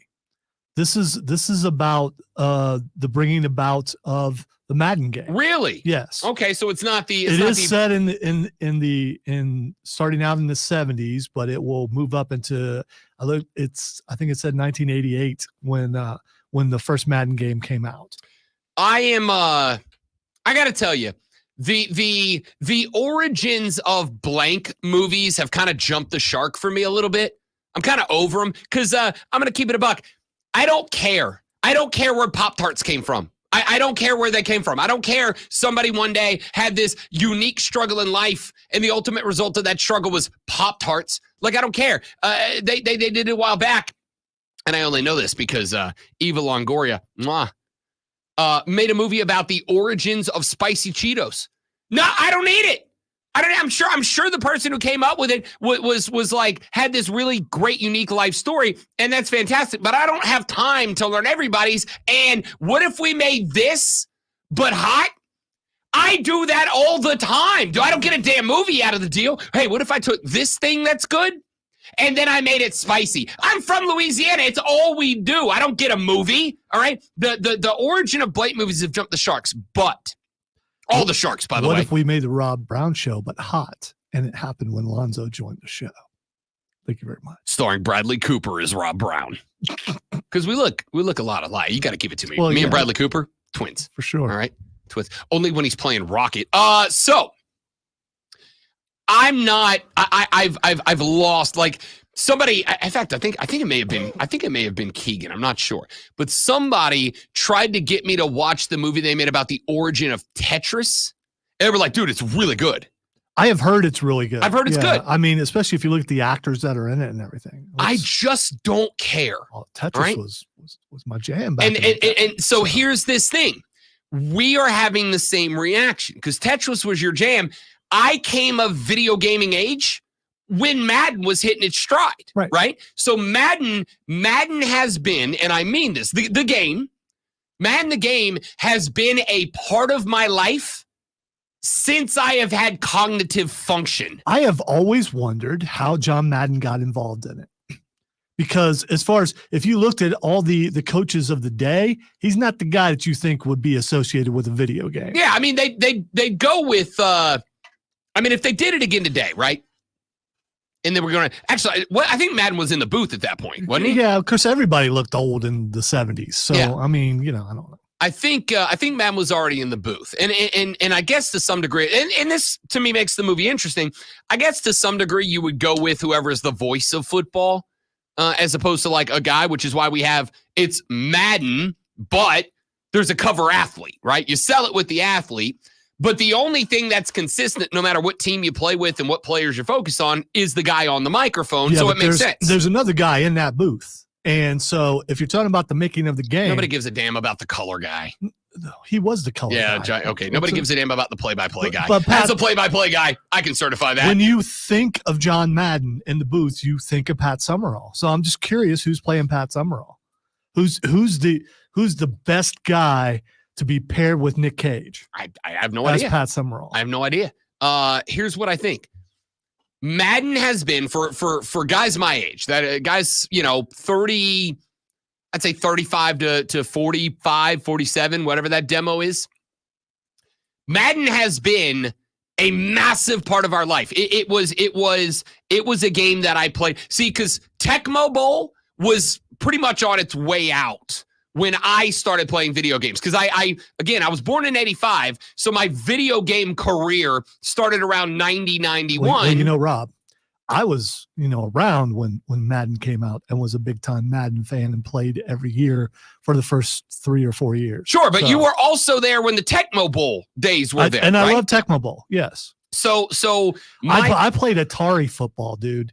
I mean, if you want to see the worst football game made, it's Atari football. Right. So what I'm saying is, for a guy like you who's a football and video game guy, Madden is obviously a big part of it. It was my start. It's the first game as a football fan when I was coming online as both a video game dork and a guy who knows ball as a child, because I was a child ball knower. All right. As a dude who knew ball as a kid and played video games, Madden, more than any other franchise, there's a lot of great franchises of video games that have had a big. Halo will always have a special part of me connected to it because Halo got big when I went to college, right? And so when I was in college and I started having my first away from the house adult, you're on your own life interactions, Halo was the game we played. There will always be a part of me connected to Halo. Super Mario Brothers, the OG, the NES version, will always have a big part of my heart because when I was playing that game growing up, I played it with my parents. I played it with my mom, right? And so that game's always going to have those memories for me. Madden, as a guy who was learning to love sports and football growing up and also a video game dork, Madden was my first. And oh, by the way, here I am at 39 years old, and Madden is still the biggest NFL game out there.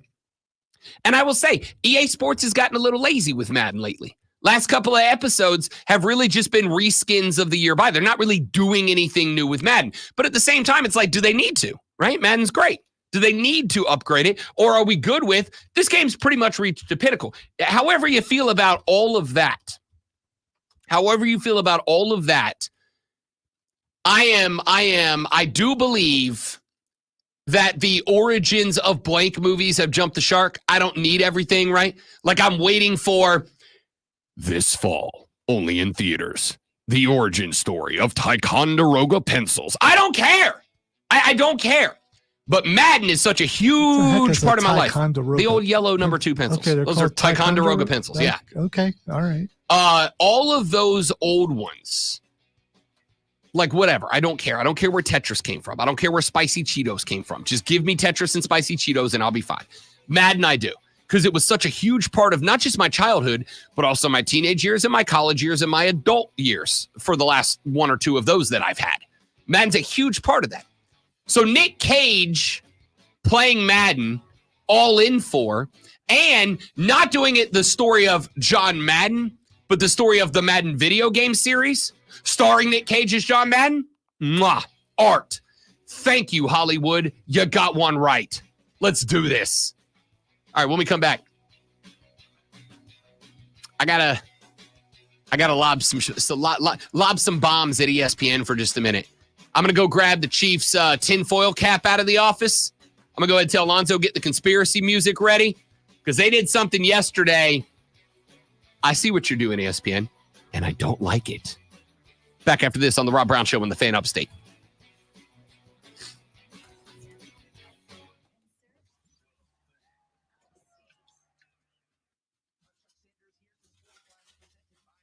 Kagan, I think that might be my other problem is if you're going to give me origin stories, give me the true story, right? Like, I don't need creative. Like, if you have a story that's worth telling, tell the story. I don't need you to make stuff up to make an origin movie of a video game more exciting. All right, I'm going to go grab a bottle of water. Y'all stay right there. I'll be back in 45 seconds.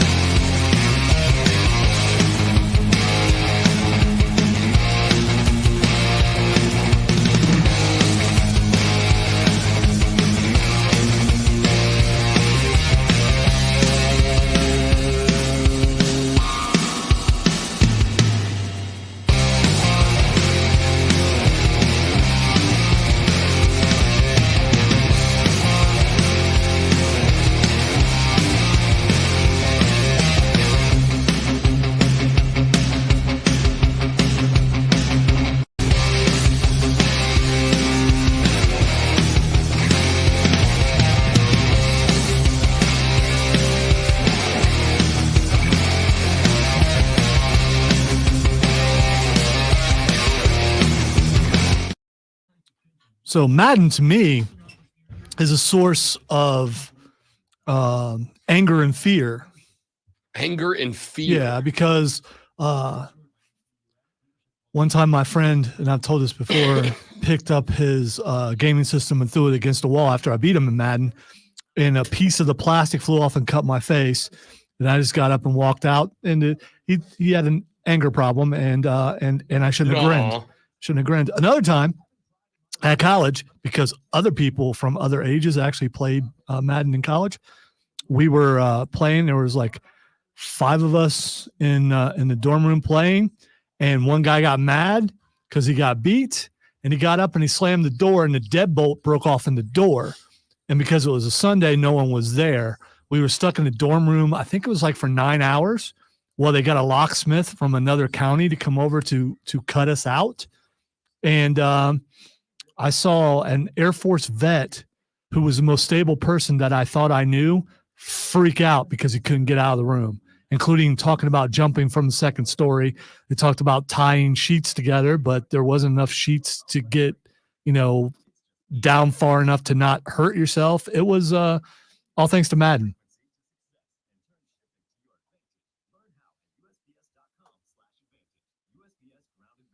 And eventually I'm like, this game just sows discord and anger and fear, and I just don't need to play it anymore.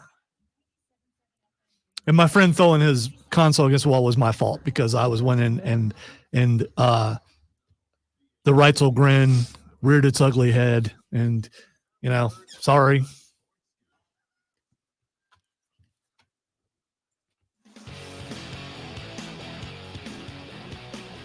What I'm about to do, I recognize, could be a catastrophic mistake. And I'm going to do it anyway because I think it needs to be done. And I may or may not be the only one that does it. I won't be. but I won't be one of many.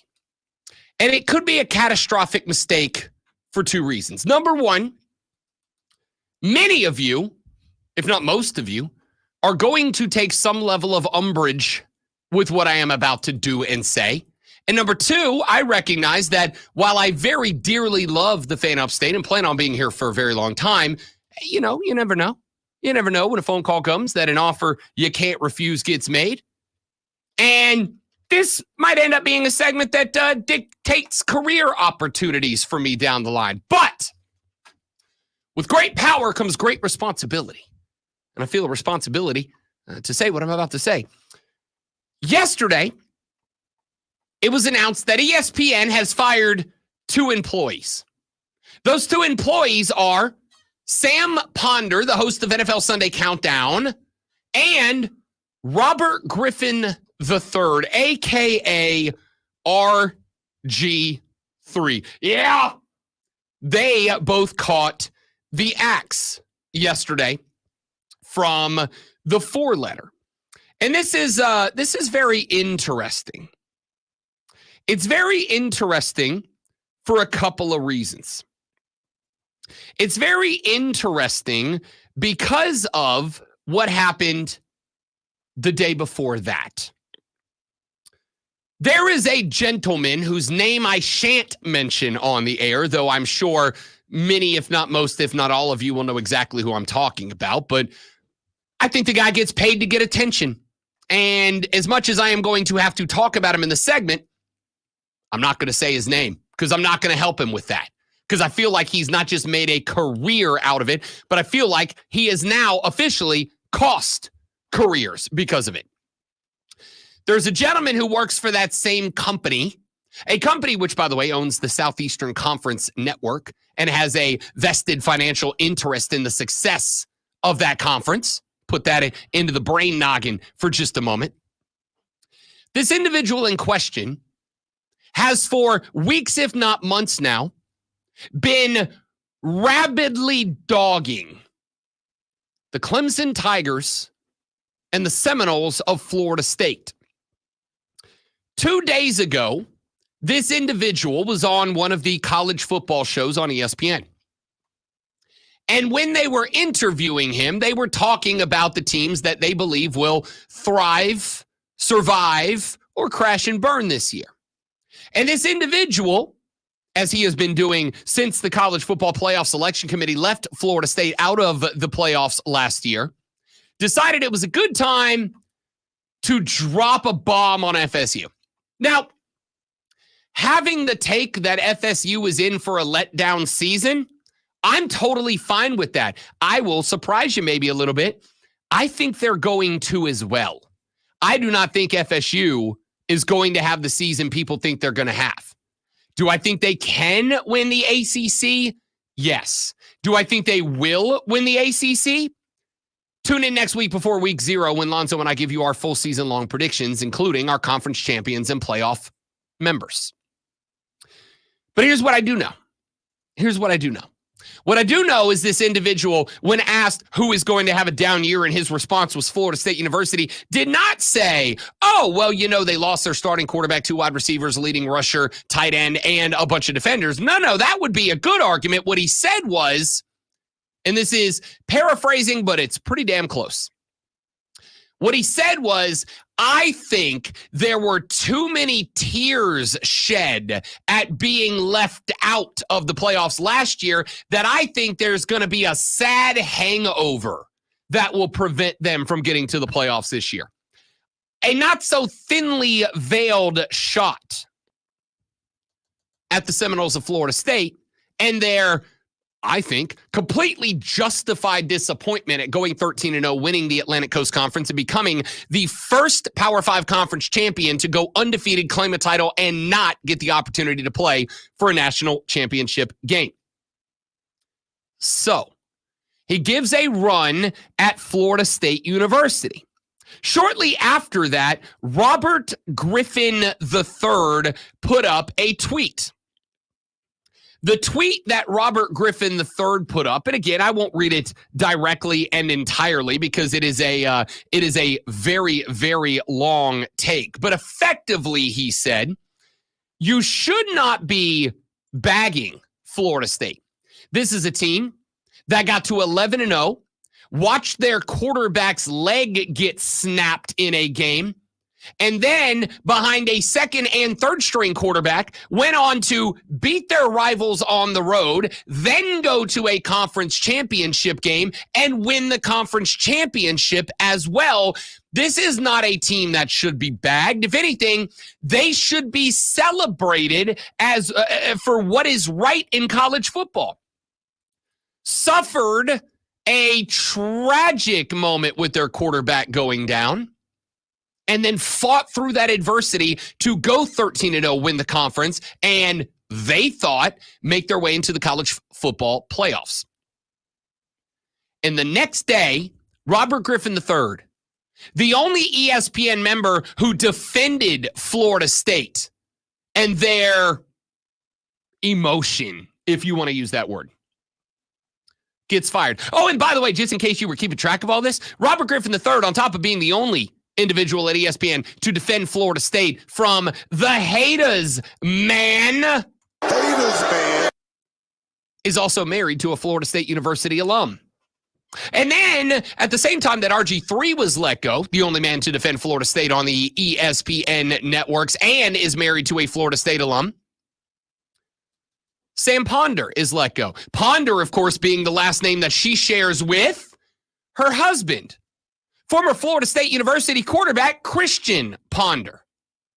Now, is this one going deep down the conspiracy rabbit hole? Maybe a little. But I do find it funny that in the midst of budget cuts, the only two people who lost their jobs, big budget cuts, the only two who lost their jobs were a woman, Sam Ponder, who hosts NFL Sunday Countdown, or at least did, a woman who has defended Florida State and is married to a Florida State alum, and Robert Griffin III, a man who defended Florida State and is married to a Florida State alum. Those two lost their job. And before you hit me with, budget cuts, Rob, Robert Griffin III had 2 years remaining on his contract, and ESPN has already stated that they are going to pay him the full remainder of that contract despite taking him off of the airwaves. Here's what happened. What happened is ESECPN is propping up that conference is the only thing that matters. It's just all that matters to them now. You want to doubt me on that? Do me a favor. Tune into their college football programming today and just jot down who they talk about. It's going to be SEC, Ohio State, SEC, Notre Dame. That'll be it. That's what they talk about. That's it, and nothing else. So Paul Feinbaum goes out there for no reason at all, shreds Florida State on Wednesday, shreds them. Robert Griffin III has the audacity to say, if you fire off at Florida State for what they did last year, you're what's wrong with college football. Because that team watched their quarterback be carted off the field and then went out behind their backup and won two difficult games, a rivalry game on the road and a conference championship game on the road. They now won those two games, and then they got told, yeah, not good enough. Only team that's ever happened to in the playoff era. You're not good enough. So maybe it's justified they're a little upset. Maybe it's justified they're up in their feels a little bit. Maybe it's justified they feel that they got jobbed, and the next day he gets canned. And don't tell me about budget cuts when you just gave Stephen A. Smith last year a contract for $1 billion to go on TV and yell about the Dallas Cowboys every single day. Every day. That's it. Yesterday, they did 12 minutes on, could Deion Sanders be the next coach of the Cowboys? Who cares? Who cares? 12 minutes on that. So my point here is, for the folks that have been, and maybe this is only like 2% of the listening audience, I don't care. Shout out to you 2%. All right? For all of us, all of us, who for the past X years have been saying there is a clear and inherent bias that is being given to the Southeastern Conference by this network. In a round of massive budget cuts, 2 people got laid off of their coverage yesterday. The only guy who defended FSU and is married to an FSU alum, and the only gal who defended FSU and is married to an FSU alum. Those 2 lost their jobs. Not Kendrick Perkins, who's getting paid $1 billion a year and is bad, is just wrong all the time about the NBA. Not Stephen A. Smith, who's getting paid $1 billion damn to just yell all the time. Yes, I know that's ironic coming from me. Put your text and phones down, all right? Not any of the 2,000 members of the college football coverage staff they have. Not anybody on the SEC network. No.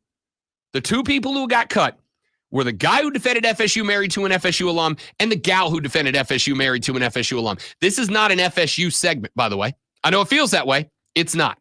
This is an everybody who's not the SEC segment. See, because decisions get made based on what? Even Lonzo agrees with me on this. Money.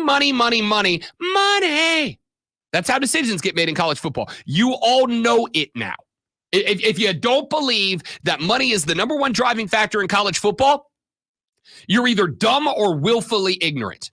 That's the only 2 options. You're dumb or you're willfully ignorant, okay? And so, when the biggest voice in sports broadcasting has shown you that they have in clear intent to prop up one conference over the other and give them that much attention and make sure that you must know and acknowledge how great that they are, that is a huge advantage on the field. It's a huge advantage on the field. Because if there's a 5-star who's got NFL aspirations, and he knows if he goes over to this conference, he's going to get called a crybaby, and that his tears are the problem when his school gets left out and is the only one to ever get left out. But if he goes over to this school, even if he plays for a mid-school, he plays in the conference that is just the definition of sports at its most excellent, my dudes. Visibility matters. Coverage matters. Press matters. Brand matters. Of course I'm going over there. It is a massive advantage. Clemson and Florida State don't want out because the ACC stinks. They want out because they know, unfortunately, whether they like it or not, the grass is greener over there. And when this network is firing people, do you think it's just coincidence that RG3 defends Florida State one day and he's fired the next? And around. Oh, and by the way, I don't know if you know this, football starts in 2 weeks. 2 weeks. 2 weeks away. We got football. 1 week if you want to talk college. Technically 3 if you want to talk NFL. So a man who up until yesterday was being trotted out on every show they got to talk NFL football, to talk college football, every show they got. He defends FSU on Wednesday, and he's fired on Thursday, and that's a coincidence? No, it's not. No, it's not. I have for years said this network is inherently and thoroughly biased towards that conference to the benefit of the teams in it and to the degradation of the teams that are not. And as far as I'm concerned, take it where you want it. It's proven. This, to me, is all the proof that I need. You can call me a conspiracy theorist. You can call me a clown. You can call me a homer. You can call me whatever you want. This is not coincidental. They didn't can my man 8 days before the start of the college football season. They didn't can my man 19 days before the start of the NFL season just for budget cuts. They did it because he went against the grain. Because the grain is the SEC is amazing and everybody else sucks. And he said, why don't we give a little credit to one team that's not in there? And they said, why don't you give a little credit to your accountant because here's your big check. Bye-bye now. It's not a coincidence. It's just not. Now, the RG3 of Sports Flash is Lonzo.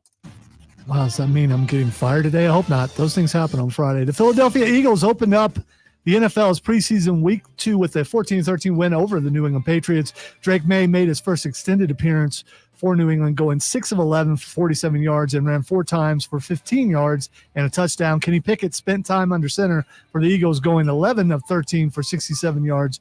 Preseason games resume tomorrow with Atlanta at Baltimore at noon, while Carolina hosts the Jets at 7. Phillies rookie Weston Wilson became the first Philadelphia rookie to hit for the cycle in a 13-3 win over Washington. Wilson hit a single and a triple in the fourth, a homer in the seventh, and finished with a double in the ninth, and became the first Phillies player to cycle at home since 2004. Make sure that you tune in this afternoon from 3 to 7 p.m. for our brand new local show, Wire to Wire. Cole Bryson and Diesel get you up to date on the latest local and national sports news. Great guests, great debate, whole lot of fun. It's all Wire to Wire.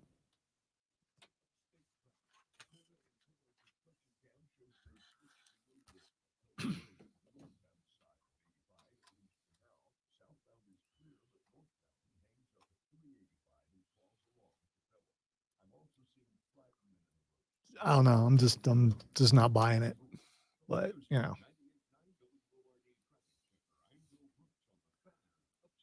Pain from arthritis is just awful. Bone on bone, constant pain. It robs you of so much of the stuff that you love to do. But there are effective ways to deal with that pain. And I'm not talking about drugs or surgery. Hey, it's Shirley James. Listen, there are exciting new cellular therapies that can get you lasting relief. And the place to go is QC Kinetics. QC Kinetics uses cutting-edge treatments that accelerate your own body's healing properties, revitalizing your joints so you can move again. If you're living with chronic pain from arthritis or injury, you need to know that steroids and surgery and pain pills are no longer your only option. Learn how QC Kinetics can use advanced regenerative medicine.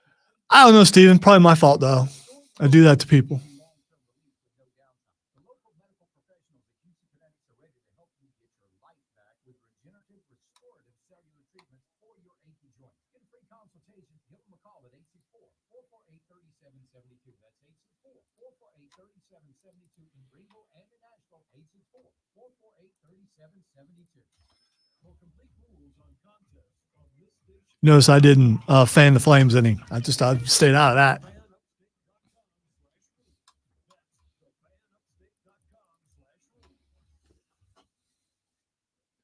Are you passionate about helping children and families? Turn that passion into results.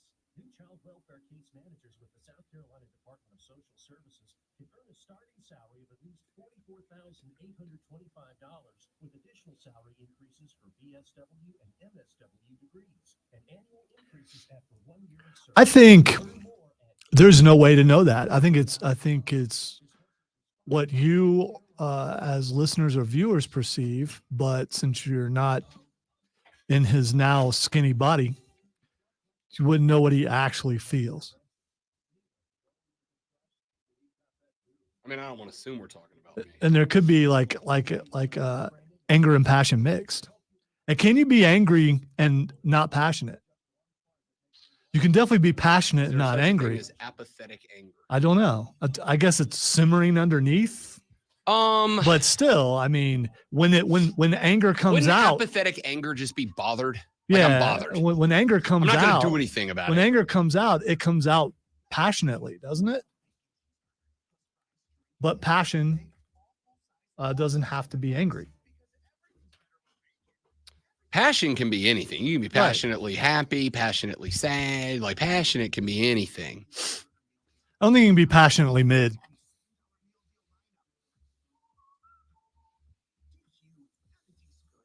I know plenty of people who are very committed, dedicated to not rocking the boat, so mid is just fine. Because if you go above and beyond, people expect above and beyond. If you constantly disappoint people, you're a disappointment. The only way to get by without getting attention is to be mid. I don't know. I think I proved you can go above and beyond and still be disappointing. I mean, I think you can do that. Just depends on the mood on the mood of a person on that day. Above and beyond is above and beyond satisfaction. You can't be above and beyond and disappointed. You can go above and beyond and still disappoint, but if you disappoint, you're not above and beyond. It just means it's a different set of circumstances. But I know plenty of people. I've always made the joke that if I ever start a punk band, I'm going to call it Striving for Mediocrity. Because being mid means you never raise or lower expectations. So then people say, how was the band? They're all right. Yeah, they were mediocre.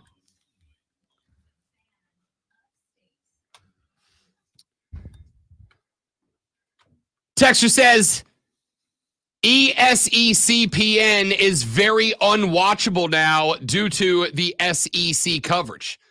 Texter says, Rob, ESPN owns the ACC too. Why wouldn't they lean into this and own both sides of the argument? Because it ain't the moneymaker for them. It's just not, right? And on top of that, considering you have the evolution and expansion of the SEC, which has made it, and again, I won't even say to you it's not the best football conference. It is clearly the best football conference. Clearly. Is it's it? not a yes. Is it? Yes, Nah, undoubtedly. I don't think it's clearly. It's clearly I don't and think so. undoubtedly Well, the best then, football conference. who won the national championship last year? The incredibly top-heavy Big Ten. But if we stacked them one to the bottom on both sides and played a tournament, the SEC is a deeper, better conference. All right, so maybe in the past you could say that, but with the additions of teams like Oregon, Oklahoma, Texas. I'm just saying, you know. If the SEC hadn't added Oklahoma and Texas, I would say that argument stands, but they did. They did. And those are two, again, Oklahoma's expectations, I think 10-2, 9-3. Texas's playoff, probably be in the mix for the SEC championship game. The SEC is the best conference in college football. I don't like them, and I'll stand on that. You're not, I mean, just because you're not convincing me. Yes, no, I know that. Doesn't make it A, wrong, or B, me wrong. So, but again, we'll say it's subjective. We disagree on that. Sounds like another conspiracy. The point here is that, no, it's an opinion, not a conspiracy. But the point here is that the SEC is leaned into by the 4-letter because it is the moneymaker. And television programming, just like college sports, television programming is dictated by, we're going to do whatever is the most financially lucrative. Now, I will also go one step further and acknowledge that the reason it's that is because that's where the eyeballs are. Didn't you just do the equivalent of see, they just don't like my team? In this case, see, they just don't like my conference. That's what that entire last segment was. See, they just don't like my conference.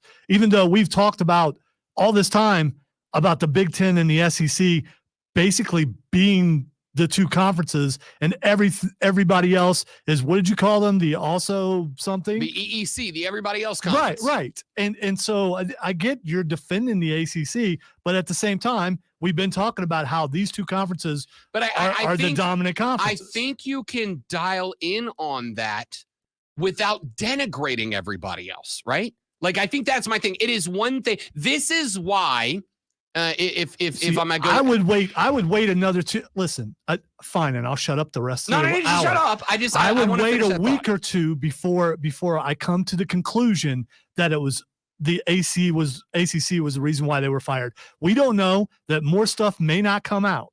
This is reacting the day after, and I get it. But what if something else comes out that there's other reasons why they were let go? Then I am going to wrap the tinfoil cap a little tighter and go, yeah, it's a response. They do still have to protect the ESPN brand as well as the SEC brand.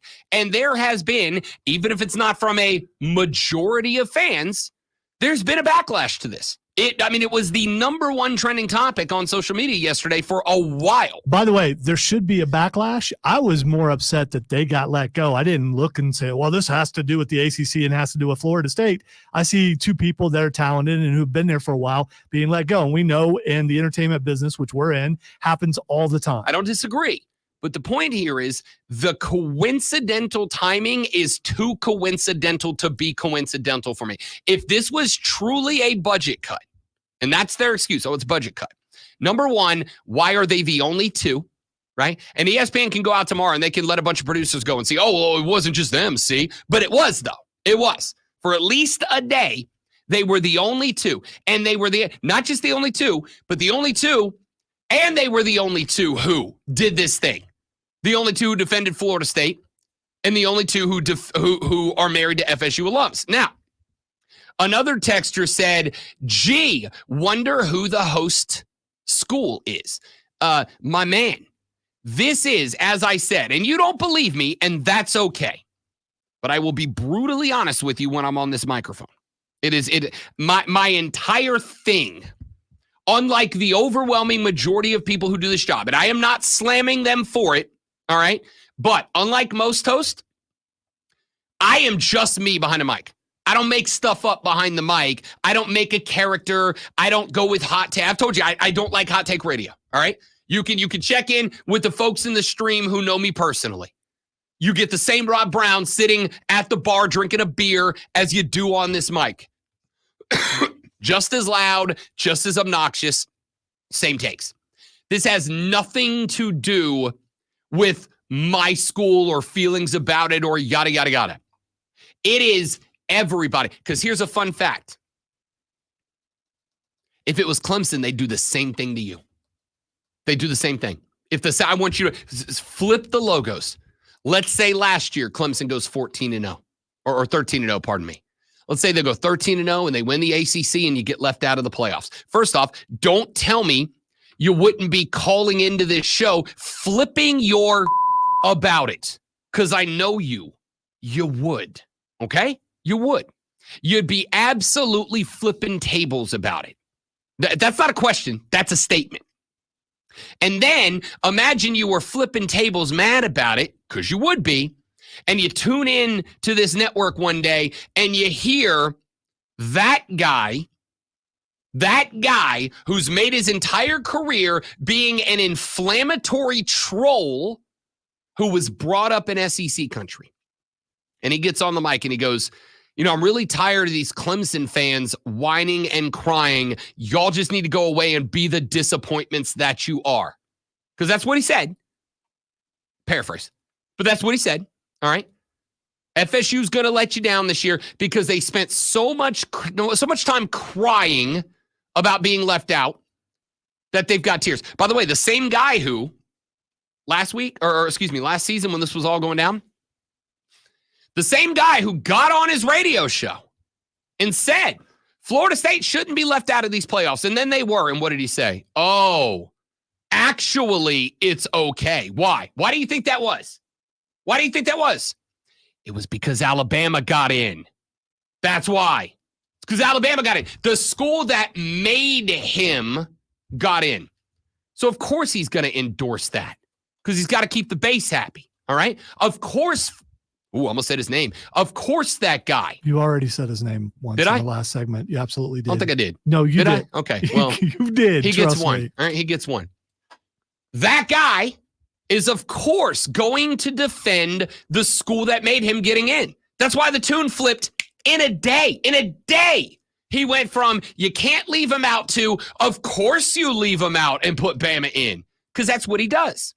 And that's now what this network does.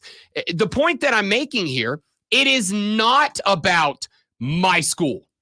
It is not about this school or that school or whatever other school there is. This is 100% about the fact that if you ain't us, you ain't in their eyes. That's it. That's it. If you ain't us, you ain't bleep. That's what I have the problem with. And I think, and again, all of this is my opinion. The text line's open, 71307. Start your text with FAN, F-A-N, or call me, 844-326-3663. That's the number to the Renewal by Anderson of the Carolinas fan phone, 844-326-3663. If you disagree, holler at me. Let's chat. I love chatting. All right. Text line's open. Phone line's open. Renewal by Anderson to the Carolinas fan phone's open. The reason this is a thing for me is because I feel justified. Because I've been saying for a very long time, the scales are tipped towards SEC teams. They just are. We talked yesterday. Not a list guy, but we had a list yesterday. Top 10 active head coaches in college football. And Lane Kiffin was on that list. And Lonzo said, why is Lane Kiffin on this list? Why? Why is Lane Kiffin here? And my answer was, because he's in the SEC. Because he's projected to do well in the SEC. That's the reason. And this was just some guy. But I think when you do this long enough, perception becomes reality. When you get on TV and you say a thing over and over and over and over and over and over and over and over and over and over, people eventually believe it. That's how politics works. It's how sports works. It's how it all works. It's how everything works. Every organization or facet of your life. The goal for people is to say a thing enough times that you believe it. Politicians do it. Coaches do it. Chairmen of the boards do it. Religious authorities do it. They all do it. The goal is to get you to hear enough times that you eventually go, it's got to be true, right? They can't say it that many times if it's wrong. And so I've been saying for a very long time, that because of that, the scales are tipped. Nobody else gets the same shake at those schools, at being great that those schools do. There's always just a little thumb on the scale, to use the expression of a texter that sent a text I'm going to talk about here in just a minute. There's always a little thumb on the scale to tilt it in their direction just a little bit, right? I fully believe that's what happened last year. And again, I know many of you don't, but I believe last year, the reason Bama got in and Florida State didn't, it's because of Jordan Travis. Is it? Is it? Because there were at least two other schools that got in and through with a backup quarterback. It's the first time that was the reason that it happened. Was it that? Or was it because we have been told for so long, you can't have a playoff without the SEC in it? And there's Alabama right there. They beat Georgia. They're right there. So we are going to break the precedent of every year of the playoffs that we've had it. We're going to break that precedent and put this team in unprecedented situation. Did they do it because they genuinely believed it was the right thing to do? Or did they do it because you can't have a playoff without the SEC? Because that has been the motto for so long. So I'll tell you which one I believe. It's the latter. It's the latter. And this is not, again, just to circle back, this ain't about what school it was, because they'd have done it to Clemson and I'd be on the same warpath. They would have done it to, I don't know, Oregon. I'd be on the same warpath. Well, not now. They're in the Big Ten. Big Ten will have that same finger on the thumb courtesy of Fox. I'm not doing this because I'm like up in arms about RG3 and Sam Ponder. I'm doing this because I think it is, as we talked about with the NASCAR thing to end the first hour, it's too much circumstantial evidence for me not to accept that. It's just evidence at this point. The reason that we have a democratic republic and checks and balances in place is because we are a country that wants to go with the will of the people without doing harm to those in the minority. That's the goal. We haven't always gotten it right throughout this lovely country's history. But the goal is to respect the voice of the people while protecting the lives, the well-being of the minority.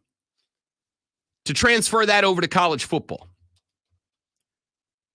I want to look out for everybody who's not in the SEC. Big 12, this goes for you. If Kansas goes 13-0 and wins the Big 12, you don't think they'd bounce them for a one-loss SEC team just like they did to Florida State? Of course they would. Of course they would. And I do not think, much like I say, robo-ump should be enacted, not because I care about the umpires or the player. No. Robo-ump should be enacted because if a pitcher throws a strike, he should be awarded a strike, not a strike if the umpire is in a good mood that day. When a running back gets a first down, he should be awarded the first down because he got the first down, not because the line judge happened to be standing 1 yard too far and had a skewed perspective of where the ball was. You either did the thing or you didn't. And college football teams should not have rewards taken away from them because of the number of eyeballs they put on a TV. That's the whole thing for me. And I know there are a lot of you that don't believe me. I actually think Lonzo's one of the people that thinks I'm full of crap right now. But really, yeah, really, I do. How in the world would you think that? Well, you're real good at subtlety. It's your strong point. This to me is not about the school that it happened to. Okay, I looked at other sources and what they're speculating on the reason why they're both gone. And, it's political reasons. So I'm just not going to say anything. So hopefully they're gone for the reason that you say they're gone. So you'll be right. Because I just want you to be right. Yeah, me too. The claim of budget cuts, when you have been handing out contracts to guys like Stephen A. Smith and Kendrick Perkins for a couple of years now, doesn't float with me. And it doesn't float with me that you went budget cuts, but only to two people. Two people who are nowhere near the top of your talent payroll. Two people who just coincidentally happen to be the only two people on your network who defended the school, and the only two people on your network married to alum of that school. It's too much for me, subjectively and personally.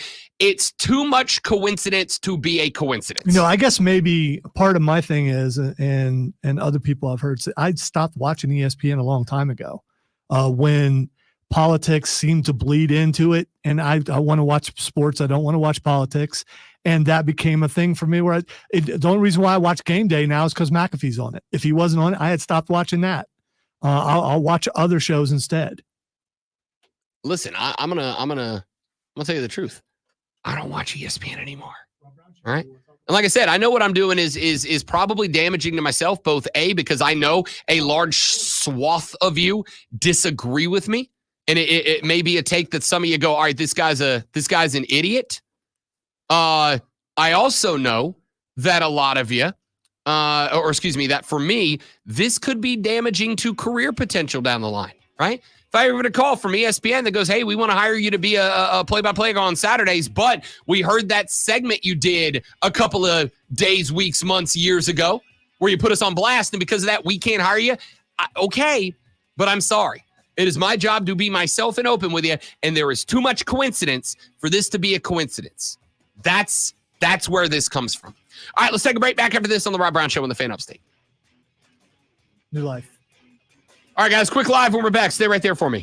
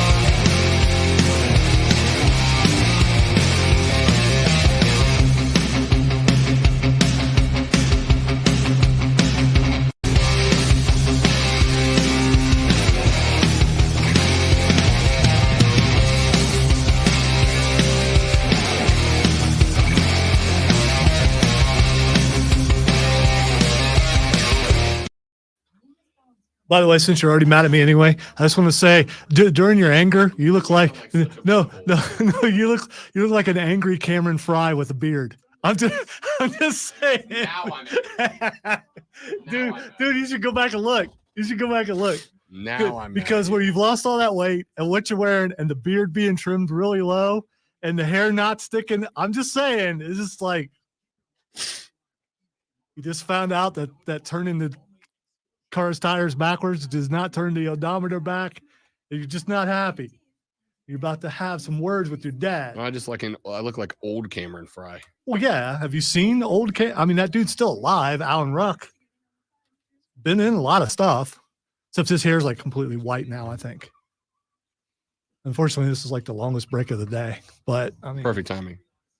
And we got Rashad next, so wow. We may be going late with Rashad. I'll eat it. No, you won't. Yeah, well, no, you won't. I'm already in trouble. I might as well stay there. Might as well stay in the doghouse. Okay. All right.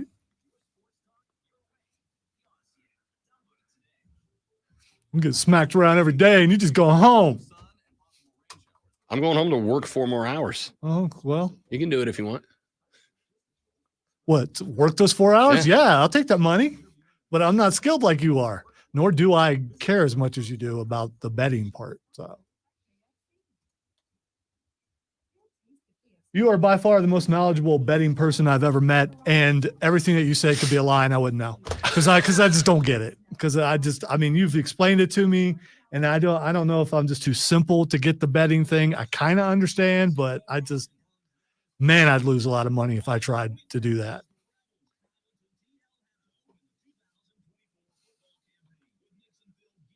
Because I don't think I can bet past my heart.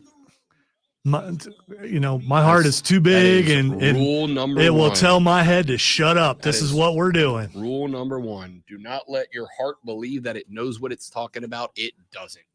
Your heart is dumb and stupid. And mine's big, dumb, and stupid. Probably fluffy like my appendix.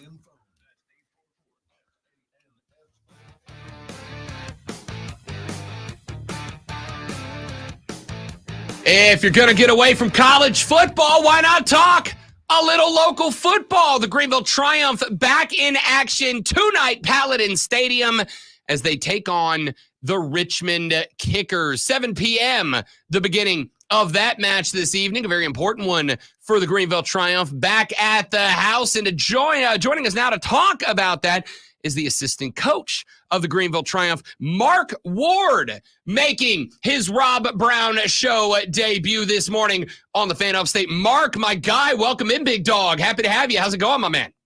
Good. Good morning. How are you guys? Doing real well, bud. Doing real well. Talk to me, my man. Let's introduce you to the listening audience, to the footy fans across the upstate. Mark Ward comes over from Chattanooga Red Wolves, where he was director of coaching and USL Academy director for the Red Wolves. You've been now with Greenville in the Rick Wright era for a hot minute now. How is your season with the Triumph going so far? Hey, I'm loving it. The guys are playing well. The team's performing well. We work hard every day to put a good product on the field for tonight's match and every other Saturday.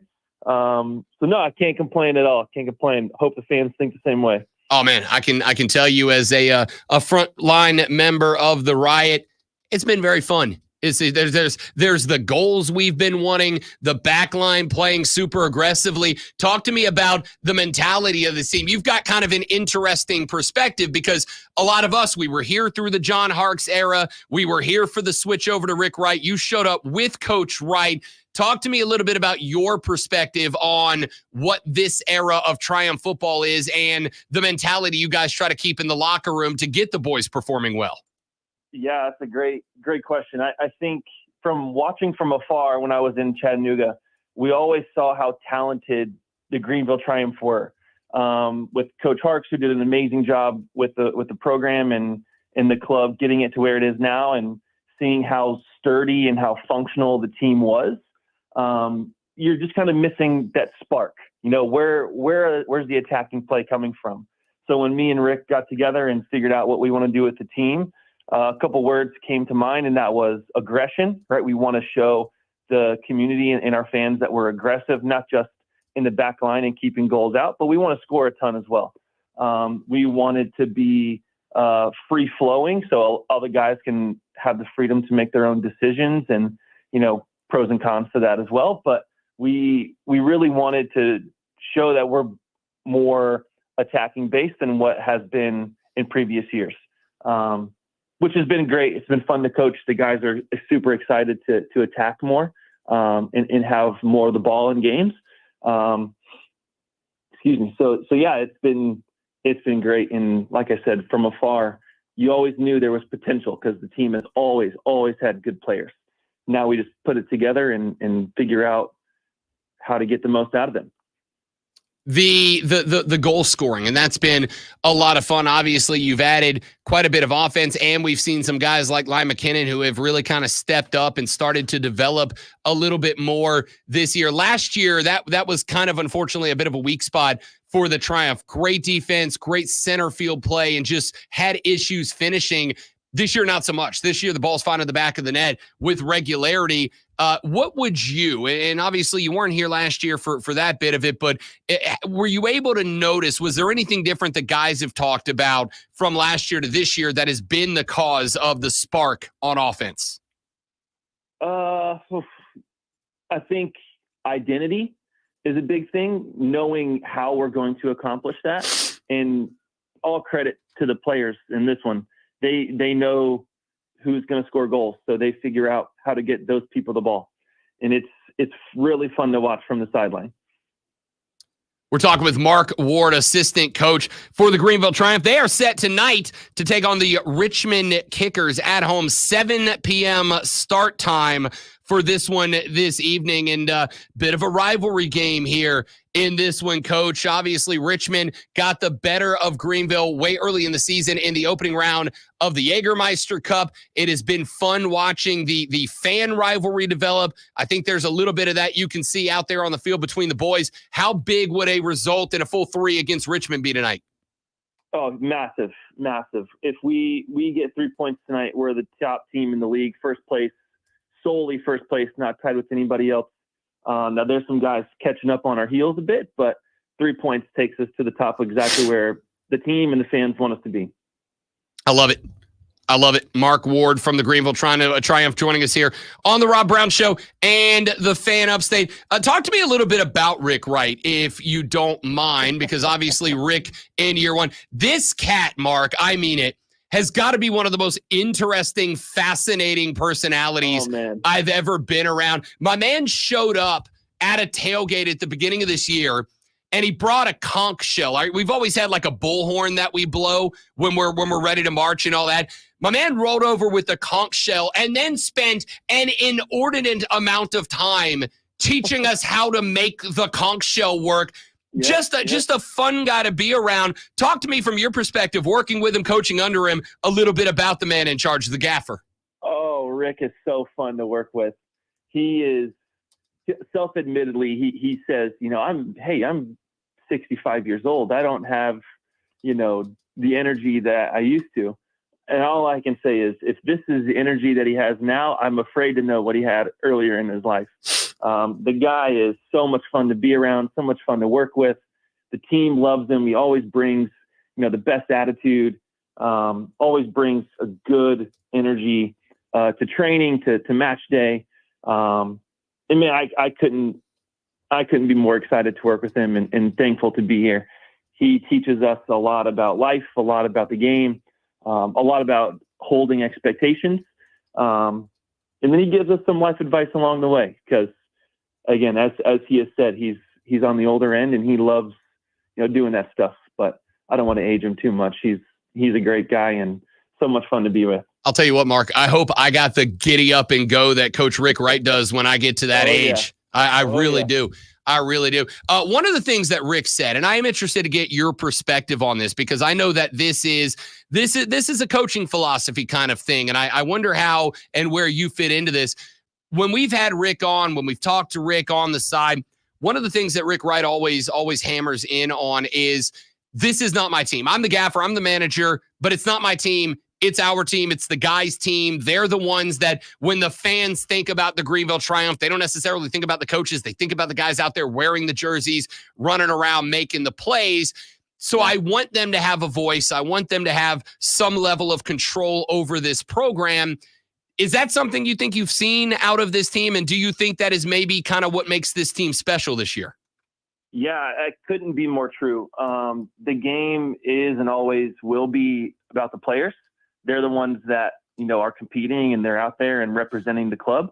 All us coaches and managers try to do is help them organize themselves, give them ideas, to find success. And on the field, if they feel the freedom and the confidence to make decisions and make adjustments as needed, then go for it. They know that we support them. And if they think that's the best solution, we may throw a tidbit of knowledge towards them or something for them to think about. But ultimately, they're the ones playing the game and they're the ones making the decisions on the field. So we just try to help them be organized and help them understand the big picture as opposed to, missing the forest for the trees, if you will.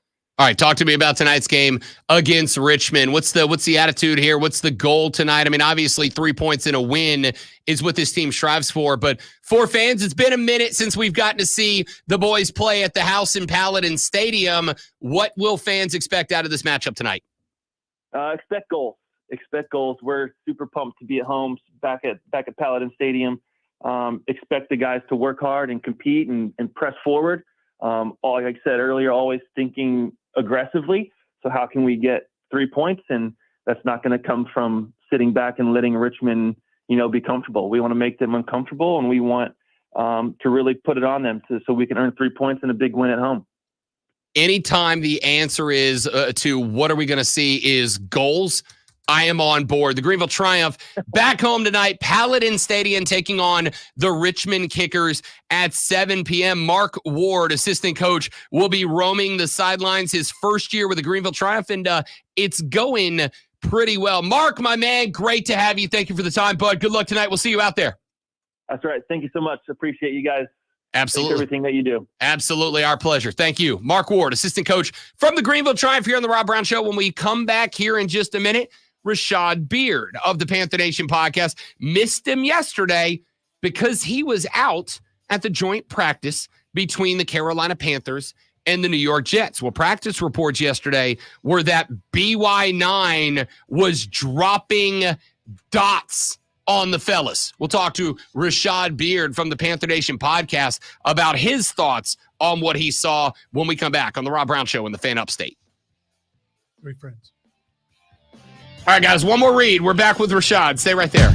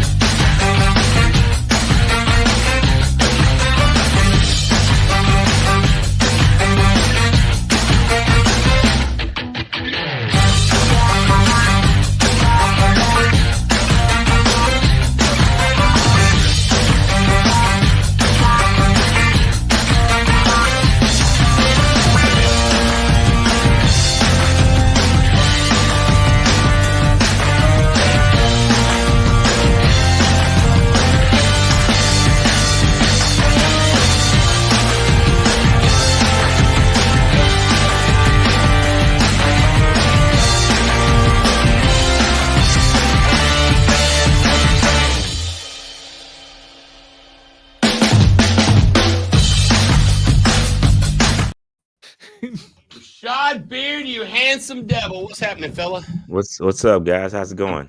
Good, man. How's practice yesterday out there in the sunshine? And actually in the shade because of the nice cover that Mr. Tepper provided, which I appreciate. It was great. Good practice for sure. I dig it. It. We'll get into it here in just a minute. I will say I don't have an issue with can we push tomorrow? I'm going in person. Like that's always a yes. Yeah, for sure. Always gonna try to be in person when possible. I like that. PNP Army showing up in numbers as they always do. You love to see it. Salute.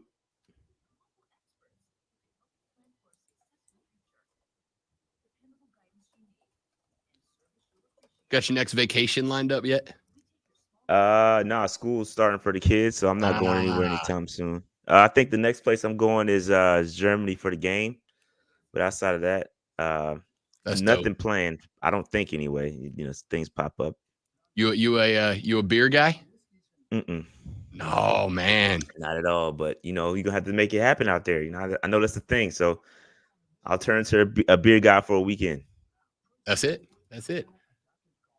That's a just for the experience thing. For sure. Absolutely.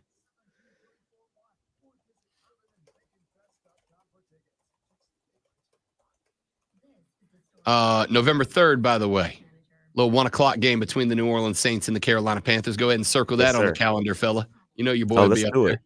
Yo, come on, man. Let's do that. We got to meet for a drink. You know what I mean? Let's make that happen. I'm gonna come up. I'm gonna come up and crash the PNP in person that day. Hey, come on, come through, man. Come through.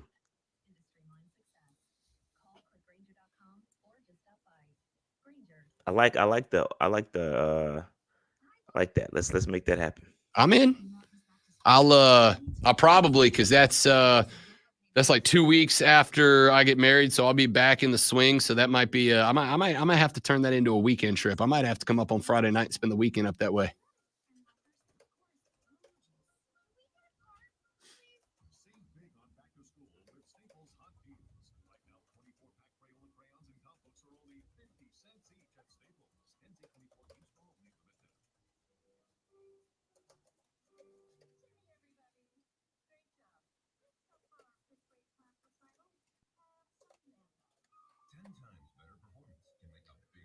Rashad, what do you think about Nick Cage playing John Madden? Do you know about that? I don't. Yeah. They're making a movie about the development of the Madden video game series, and they hired Nick Cage to play young John Madden. Okay. Yep, that's what we all said. Yeah. I mean, I guess. Yeah. Don't see it, but they made a movie starring Nick Cage as Nick Cage about Nick Cage, and it was good. I'm in. Let him play whatever. I was looking forward to seeing him dressed in 70s gear, because it's going to be based in the 70s. And those collars I used to wear because I'm old that were like way out to here. And bell bottoms. Oh, he's going to wear bell bottoms. Yes.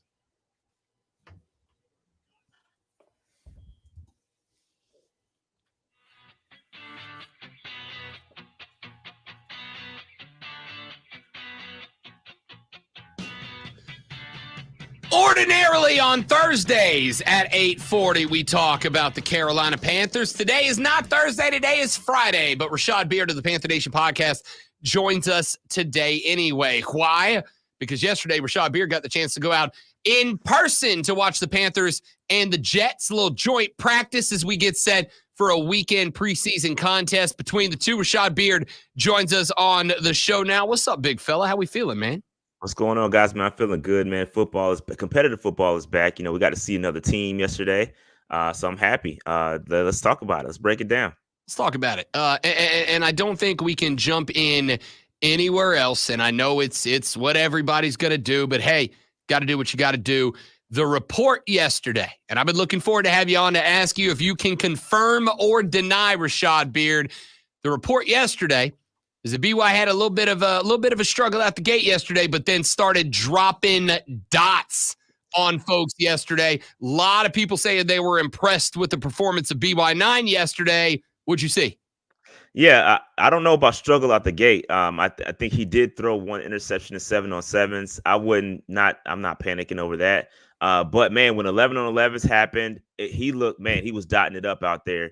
And what I like to see from Bryce in the offense was that there was some juice. There was some juice out there. They were competitive. There was a couple of fights, which I like. I mean, I don't obviously want anybody getting hurt, but I like the fact that our offense stood tall. Terrace Marshall had a nice interception. A nice reception. Nice dot from Bryce Young. Fade route, back corner, perfect throw. And Terrace Marshall, he's having a bit of a rough offseason, kind of little throws a ball at the guy. Hey, I got you on that one. And a fight ensued. So it was great to see our offense go out there and say, all right, this is we're here. You know what I mean? And what I like about our offense and what I liked about yesterday is that we look like we belong, right? We didn't look overmatched. We didn't look like we were out of place. And BY, he needed that. All the talk this whole training camp is that he was struggling here, struggling there, and he needed yesterday. And I think he wanted to go up against another team, see a different defense, and he showed improved yesterday. So I'm happy for Bryce. He looked good. The entire offense looked good. When healthy, Robert Hunt went down for a brief second. Offensive line after that looked a little shaky. So when Bryce, we said this all the time, when Bryce is protected and his receivers are separating, good things are going to happen. And that's what happened yesterday at Jets camp. We have in the comments, we got Roadmaster said, I'm the biggest Bryce hater, but he shined yesterday. Roadmaster going certified hater mode on BY9 there for just a minute.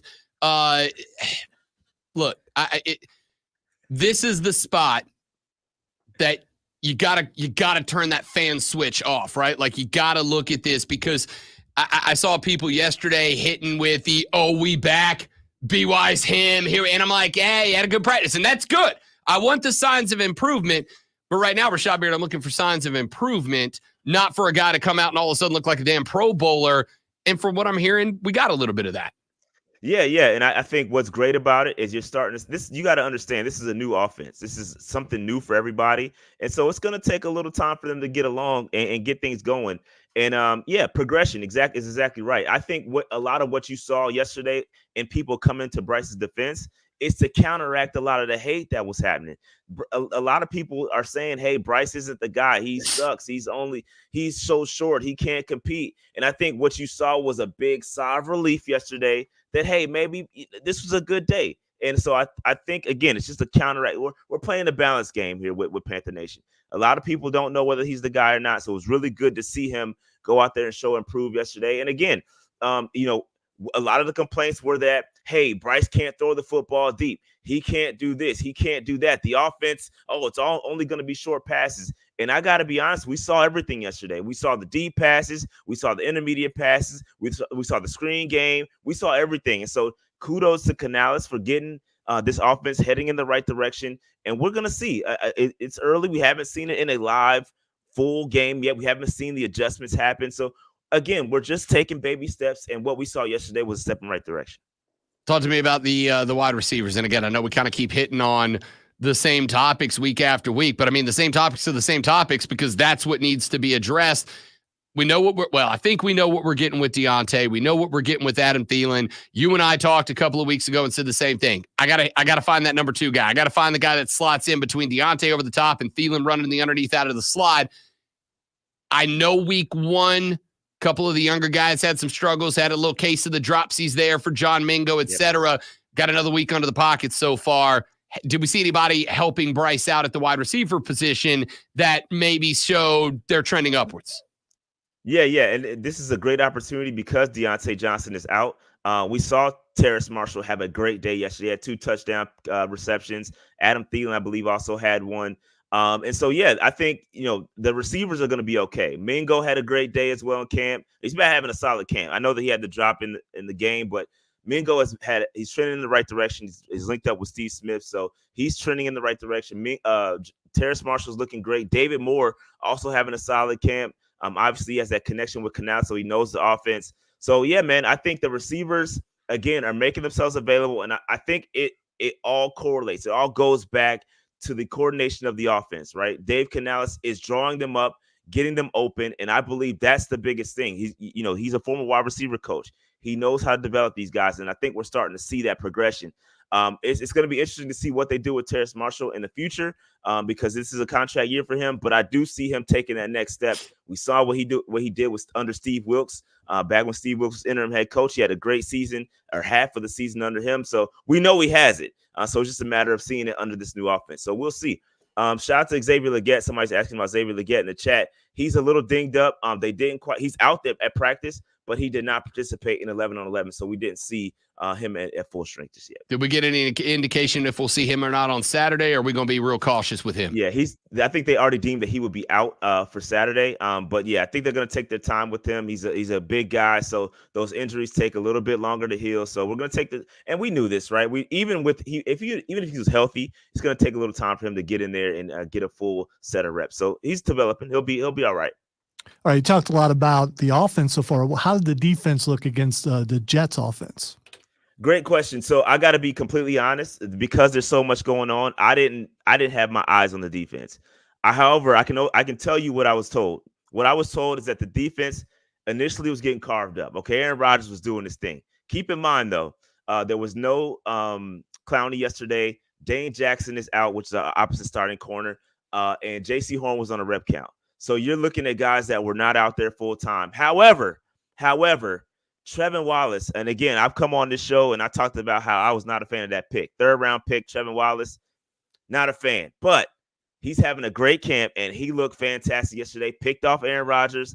Aaron Rodgers was visibly frustrated towards the end of practice. I think both defenses, as practice went along, they kind of both clamped down, and it was like, all right, the offense is doing a little bit too well here. Both defenses clamped down, and we caused some turnovers.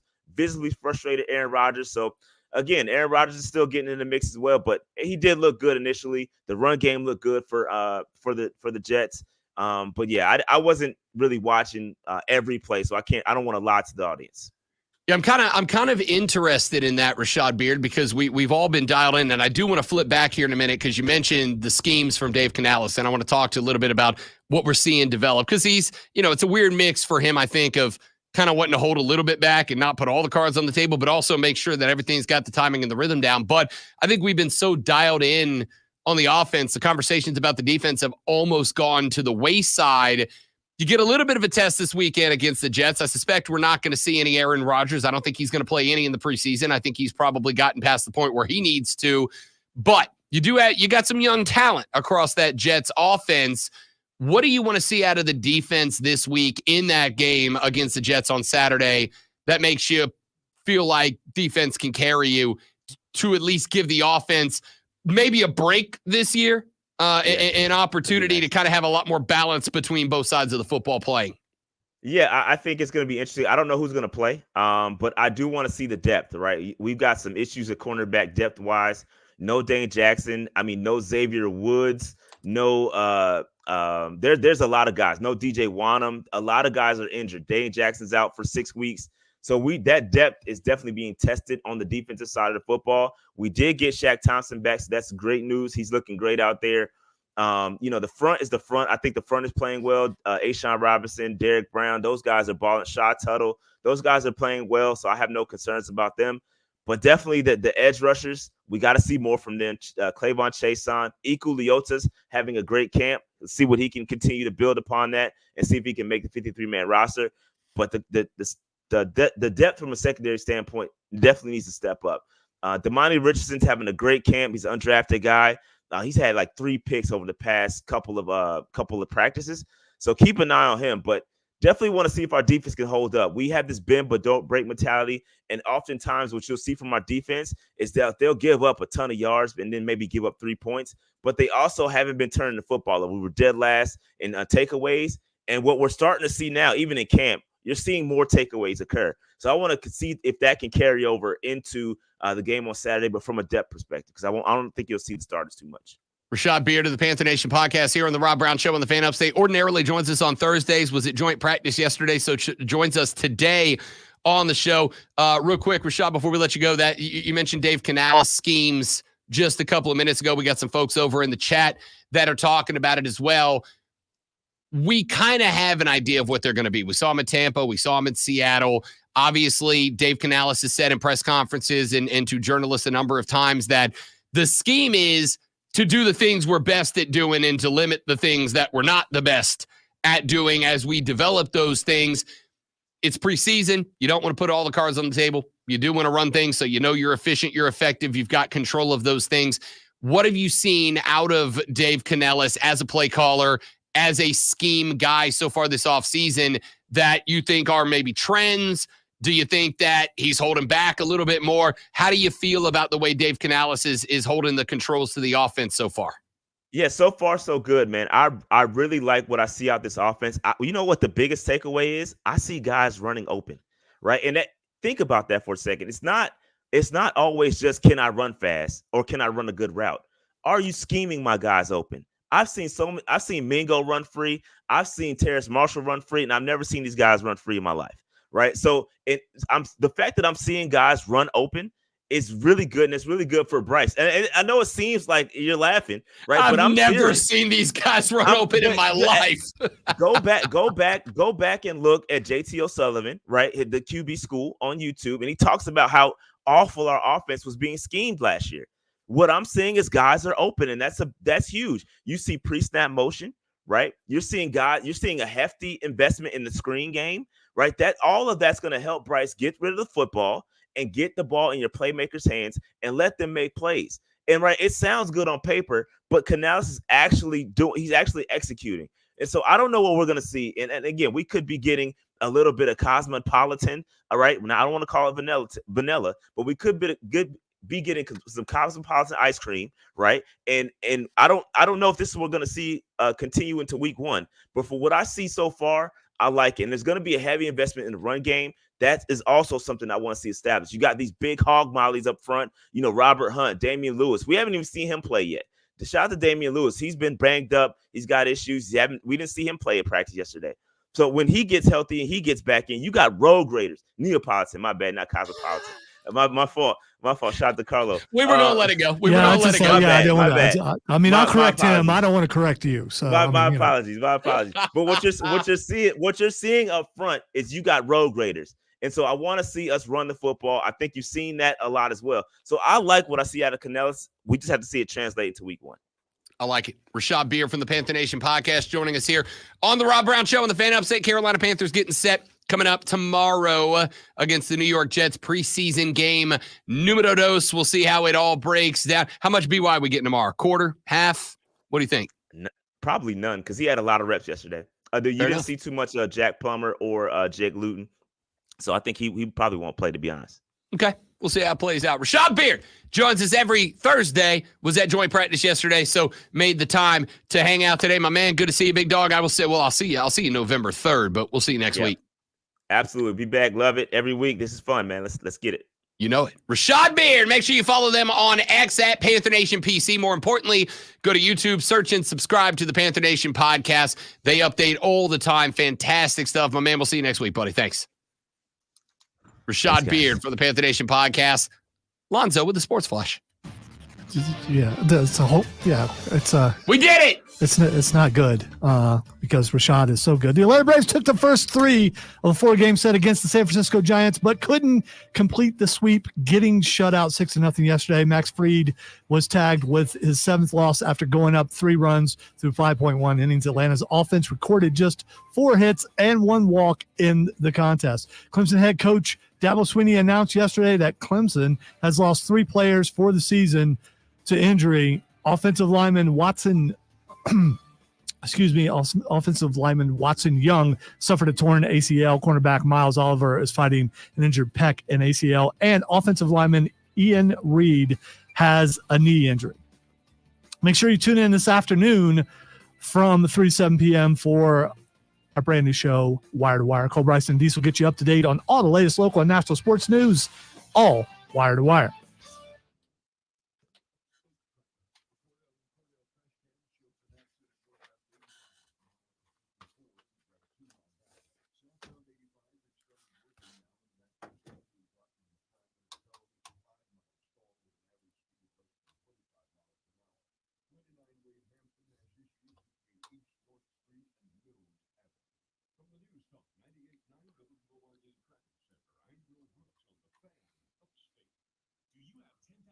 $20,000 or $30,000 in debt? Then listen to this. You may not be required to pay it all back.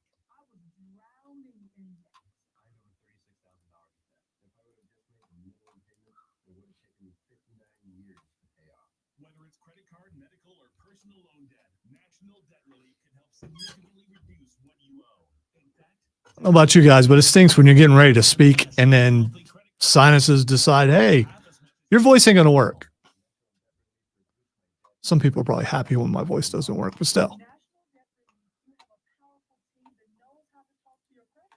National Debt Relief, they got me out of debt. More than 550,000 Americans have used National Debt Relief to reduce their debt.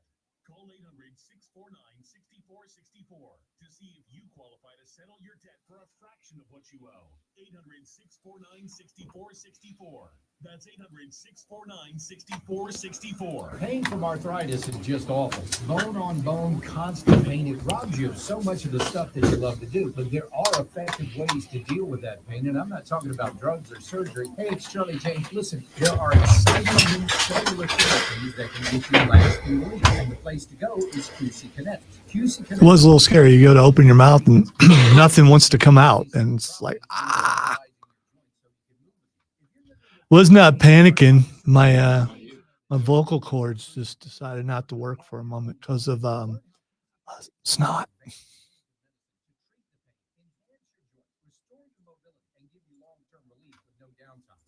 Medical professionals at QC Kinetics are ready to help you get your life back. Oh, I've frozen before. Like the first time I ever played the piano on stage, I froze, and it was a song that I wrote, and it's just like, I forget what to do, and everyone's looking at me. I kept singing, but I could not play, and my cousin comes off the front row in one of the smoothest moves I've ever seen, slides onto the bench beside me. I slide off, grab the mic, and my cousin just starts playing the piano. It's like, thank you.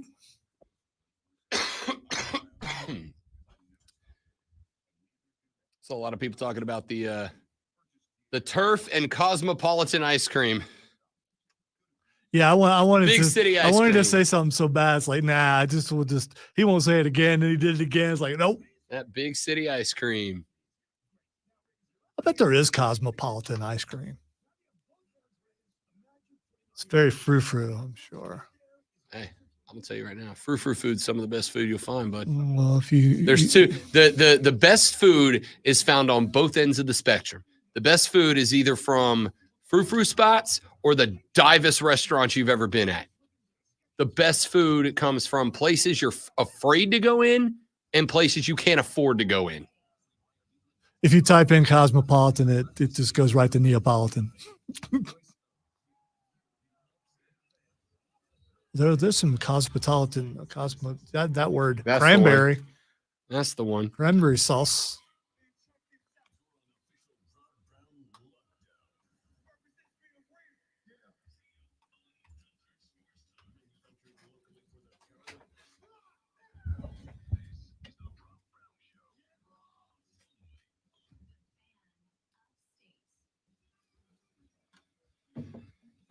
Final app. Son of a gun. I give Lonzo the lead in the last hour like the Atlanta Falcons blowing a 28-3 lead. I choke in the clutch. Now I should do what I can do. I could just not talk the rest of the hour and I win. Oh, man. The listeners don't win if I do that, but I would win. The Tom Brady of radio, Lonzo. The Matt Ryan of radio, Rob Brown. No, your neck ain't long enough to Real be, good, just not his good neck enough. is way too, you can't. I mean, final hour of the show. Got a lot to get to, a lot to talk about. NFL preseason week number 2 just about set to fire up. Everybody who is not Philadelphia, everybody who is not New England, everybody who is not, oh gosh, I'm doing it off the top of my head.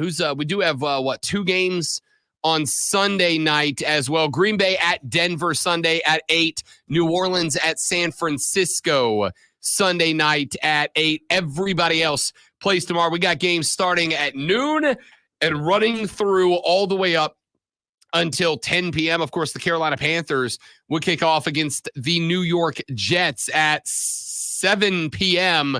Kind of interesting because back when we had the 4 preseason games, Week 2 was ordinarily the preseason game that you would see the most out of your starters. This is the week that, you let a bunch of the young guys get their time in week 1. Week 2, you would give the starters their opportunity to go out there, get the reps, get the snaps at full speed against a full speed defense. And then week 3 and 4, provided those guys didn't stink, you'd let them rest 3 and 4 so they could get all the bruises and the nicks out of the way before they got to week 1. Now it looks like most of the teams are kind of flipping that around. Most of the teams, it seems like, with the exception of the Kansas City Chiefs, where Andy Reid said his starters will be playing the entire first half, it appears that most teams are going to be taking it easy with their starters tomorrow. So if you're a gambling man, probably not the best weekend to put anything on the line for these.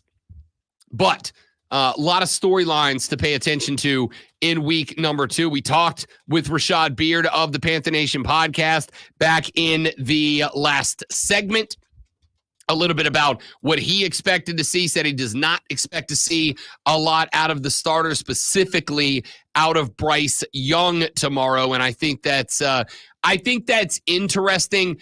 Like I said, you don't want to put your cards on the table in the preseason. You kind of want to hold a little bit back. You kind of want to keep a little bit back so that you're not telling everybody, yo, this is who we are. This is our identity. A, and B, you don't want to, on Saturday, effectively there being 2 weeks until we start playing competitive NFL football, divisional football. You don't want to go out there 2 weeks early and have a guy roll an ankle. You don't want to get him you don't want to get him JJ McCarthy 2 weeks out. Yeah, but they could do that in practice. I would like to see Bryce Young a little bit. I think you don't necessarily owe it to the fans, but it would be nice for the fans to get a glimpse, to get a taste of what this season is going to be like. I mean, just a couple series. Just throw them out there a couple series. I am going to go with, I agree I'm putting them out there. I don't give a damn about the fans. All right? I'm not. I do. I love you all. Lonzo. Rob Brown. I don't care about the fans. The preseason is not for, again, it's not for casuals. It's not for the fans. It's not for you. It's for the coaches. It's for the guys trying to make the roster. I would still throw BY out there. And I would throw Bryce Young out there, even if it's only for a couple of series. I'm throwing him out there so he can continue to build that rhythm. I know it aggravates Lonzo. And I don't care. I know it aggravates some of you. You just said exactly what I said. No. But you did it for your own reasons? No. I mean, No. What I was going to say is, I know it aggravates Lonzo that I say that this is Bryce Young's rookie year. I'm going to continue saying it because to me it is true. Last year, the franchise was a trash can. Okay? It wasn't a trash can. It was a dumpster fire that was burning inside of a slightly larger dumpster fire. So anyone who was a rookie on New England last year, this is all their rookie season again. If it was a quarterback, yes. Oh, so it's only the quarterback. Everybody else, it doesn't matter. No, I think it matters for everybody else. I'm confused. But one position on the football field is unquestionably the most important position on the football field. Right? Like Tua Tagovailoa is not getting paid more money than all the other quarterbacks if quarterback wasn't the most important position for every football team. There are teams out there with great rosters and bad quarterbacks, and we write them off before the season starts because you got to have good play. And so for a guy that plays the most complicated position in football, for a guy that plays the most high-pressure position in football, when the guy comes into a program that's fired a head coach, brought in another head coach, fires that head coach, has had 2 head coaches and 2 interim coaches in 2 years, and has a manager who, and again, I think it is important that we give Dave Tepper credit. Don't at me, bro. Because since the introductory press conference of Dan Morgan and of Dave Canales, we ain't heard a peep. I got a chuckle at Carolina Fan Fest a couple of weeks ago at Clemson because Dave Tepper was there. I saw him. When Cole Bryson, or excuse me, when the Real Diesel and I were finishing up. You thought you saw him at ACC Media Days too, and no, I thought I saw him there. I definitely saw him at FanFest. So you confirmed? Do you have confirmed? A name? Yeah, the name tag that said. No, I'll show you a picture of him. It's him. Okay. So we saw him when the Real Diesel and I were finishing up Wire to Wire. The boss man was sending us pictures of him in the background at the VIP area. I walked down there afterwards and saw him watching the practice. Well, if the boss saw him, then it's definitely unquestionably. And what I would say is, so far, the dude has kept his promise, right? When Dan Morgan and Dave Canellis got introduced, and I think it was Sheena Quick, who does an excellent job covering this team. I think it was Sheena Quick that walked up and said, hey, can we get your thoughts? Can we get your opinion on what we just heard? And Dave Tepper said, I'm stepping back. I'm taking a back seat. I'm going to let the football guys do football things. And I don't know about y'all, but I went, okay, Dave, wink, wink, wink, wink, wink. Yeah, I believe you, bud, for sure. And I asked this question that day because Diesel was talking about it.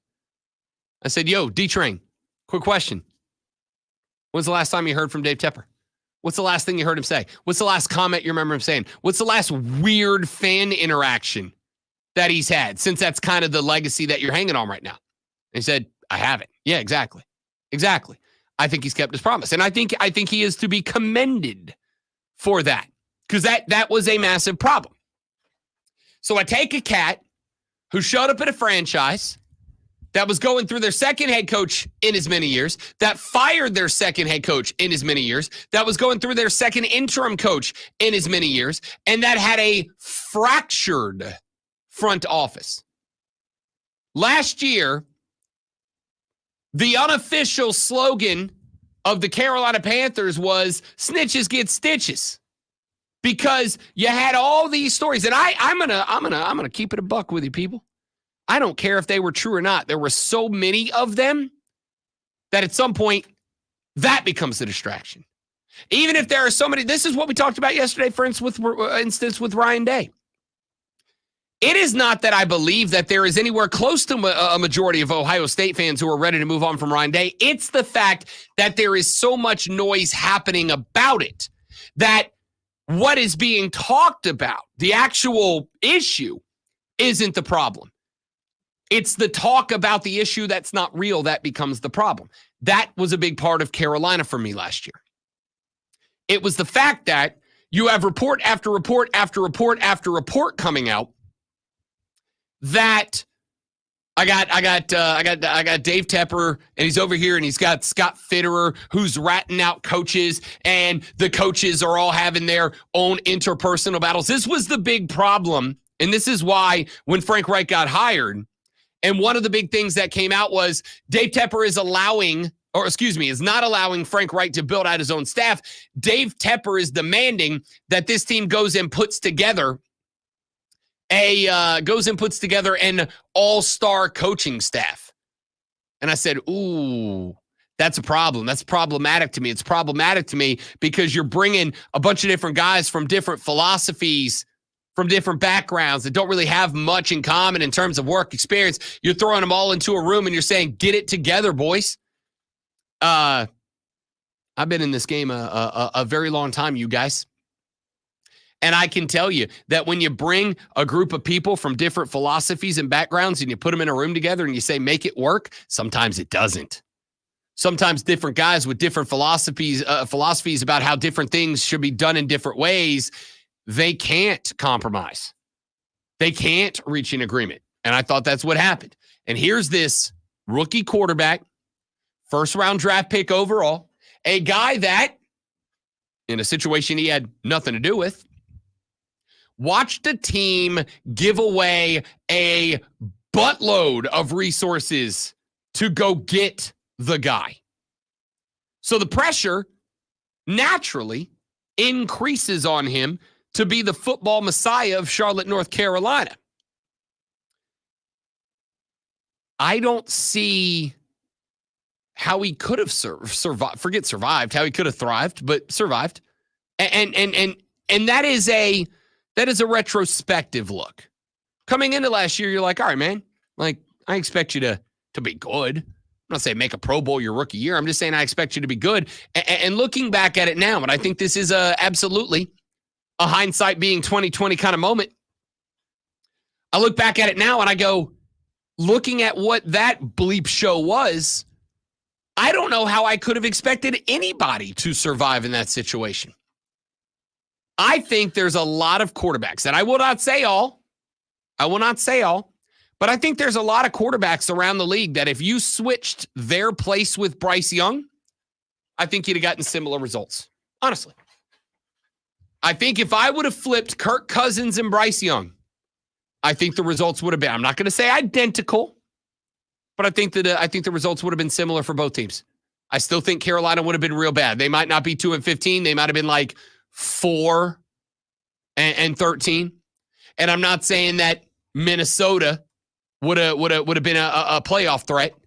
I'm saying they'd have been close. That's it. So looking at it in retrospect, I don't know how he could have survived last year. So this year, it's not an all-star coaching staff. This year, it's Dave Canales' coaching staff. This year, it's not a QB whisperer who has a questionable scheme. It's a guy you hired because of the scheme. Last year, it's not a stagnant, static, old-school offense. It's an offense that, as Rashad Beard pointed out in the last segment, is utilizing motion, is opening up reads, etc. Yes, in my opinion, which is objectively right, in my opinion, I have already seen things that make me go, okay, this is the year that I think it is fair by week 7, 8, 9, we can go Bryce Young ain't or do got it. I don't think you can do it last year. And that reason alone is why I have hammered down this is Bryce Young's rookie year, in my opinion.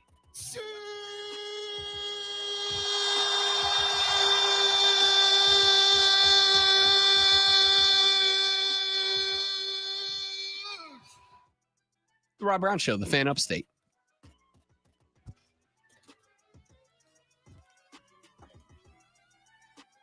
I got to go to the potty. What can I say? I have to tinkle.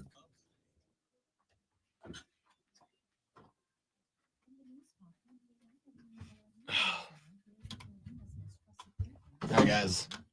Be back in just a minute. Stay right there for me, please, and thank you.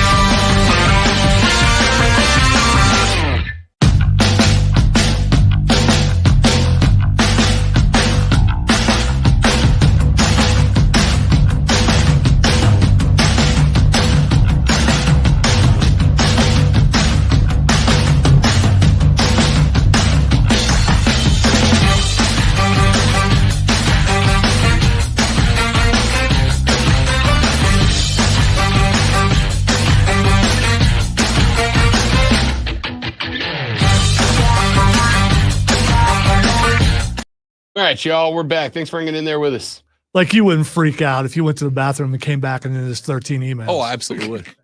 I immediately looked at my screen to make sure that didn't happen to me. Yeah.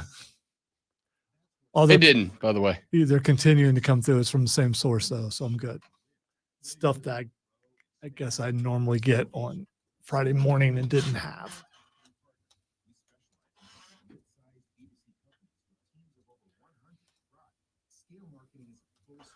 I bet Chris has blocked them all from him. Where we used to have to put all the commercials in, I still get emails every time there's a commercial delivery.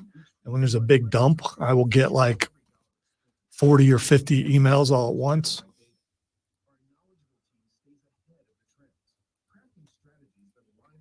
But I'm afraid if I get rid of them, I'll need to get a password that I've forgotten and I can get them off the email. Yeah. So I just would rather just delete them.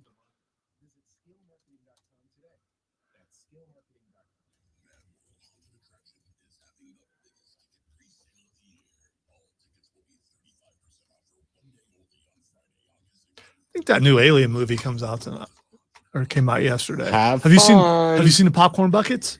No. Look up the Alien popcorn buckets, dude. Are they as poorly? Oh, that's dude. pretty dope. That's pretty cool. My wife wouldn't allow that in my house, probably.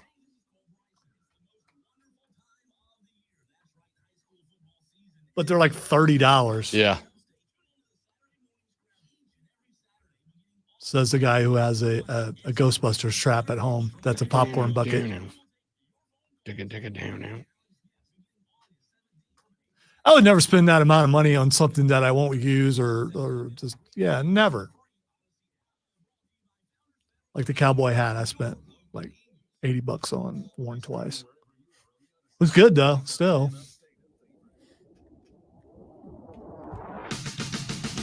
All right, we talked some Carolina Panther preseason football. Let's take a look at some of the other games and storylines that we'll be keeping an eye on when preseason week number 2 gets underway tomorrow evening. I'll tell you one thing I am very interested in seeing tomorrow, and I'm sure that Lonzo will feel the same way. Let's see the full-scale Chiefs offense with Xavier Worthy on the top tomorrow.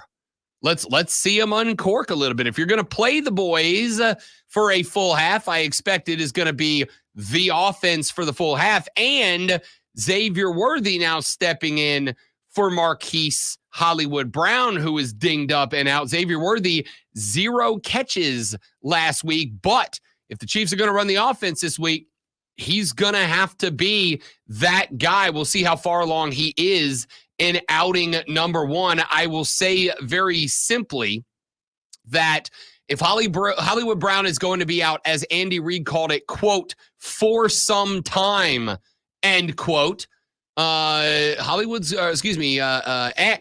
Xavier Worthy is going to have to be an impact player. Still have Sky Moore and still have not Jason Kelsey. Gosh, man, I just want to quit now. Disrespecting the Chiefs. Yeah. They can show their entire offense for this week because they change it so much week to week. It's not going to matter. Some people like to leave it vanilla. I don't think they worry about that. Do you come out and scare the league that's been disrespecting them big time? Just come out with full offense, drive down, score 3 touchdowns, and then stop. I think what I'm doing if I'm Andy Reid, because you got the Ravens and the Bengals out of the gate. You got 2 of probably your 3, maybe 2 out of 4 of your biggest Super Bowl threats starting the season. 5th of November, you got the Ravens. 15th of November, you've got the Bengals before you're on the road at Hotlanta and then on the road at LA, the Chargers version. If I'm Andy Reid and if he's committed to running the starters for a full half, I think I'm going with the off. I think I'm going out. I think I'm balling. I think I'm playing. I think I'm just going for it. And again, I don't think that the offense changes for Andy Reid. I just think Andy Reid is better at making offensive adjustments play by play than most coaches are at making offensive adjustments half by half. It's not that it is a different offense. It's just he tinkers so much based on what he's being given and not given that it kind of feels that way game to game. I think I'm rolling, if I'm the Chiefs, I'm rolling out there immediately because what Xavier Worthy can do, especially when, but definitely before Hollywood Brown comes back, I need that kid to be a feature, because if you don't want to end up in a spot, it is just as realistic that the Chiefs start 0-2 as it is that they start 2-0. And I think a lot of that's going to have to do with whether or not Xavier Worthy is in any sort of routine when it rolls around. I don't know. Pacheco's supposed to be even better this year than he was last year. I hope Saturday they just start off with a bomb right away, because I'm curious if we know how fast Xavier Worthy is. How fast is he on the football field when someone's covering him? That's what I want to see. And that's the question. Listen, you talk to anybody who knows ball, and they will tell you shorts and shirt straight line speed is not the same as shells and helmet angled speed, right? A lot of guys, incredible acceleration, good holding speed, but the second you ask them to plant a foot and change direction, all of that stops, reverts, redirects, and then goes again. Well, all I need for a DB is 0.2 of a second to get back into the slot where I'm covering that guy up. So I think it's as much. We know Xavier Worthy can get from X to Y faster than anybody else. My question is, can he get to X to Y if he's got to run an interior cut in the process? Yeah, well, if you think about it, Tyreek Hill, it wasn't all bombs for him. He would catch stuff in the flat, close to the line, and then make a run out of it. So can Worthy do that? Then you'll know if you actually have a replacement for Tyreek Hill, which you didn't have last year and still won the Super Bowl. 1:00 tomorrow, the Cincinnati Bengals taking on the Chicago Bears. Matt Eberflus said that we should expect somewhere in the neighborhood of 50 snaps in the preseason for Caleb Williams. We did get a few of them last Saturday for the number 1 overall pick, threw for 95 yards and a 101.8 QBR in his first game at all, because he did not play in the Hall of Fame game. What does Chicago show? But I think it's just as interesting on the other side. You've had joint practices this week. Rashad Beard's already said he does not think you're going to see Bryce Young this week, because Bryce Young has effectively been playing preseason ball against the Jets in the joint practice yesterday, got a lot of snaps doing so. Caleb Williams and the Chicago Bears did have a joint practice against the Bengals this week. Will they follow that same methodology and hold Caleb Williams out, or will we see if he can come back and do what he did last week again?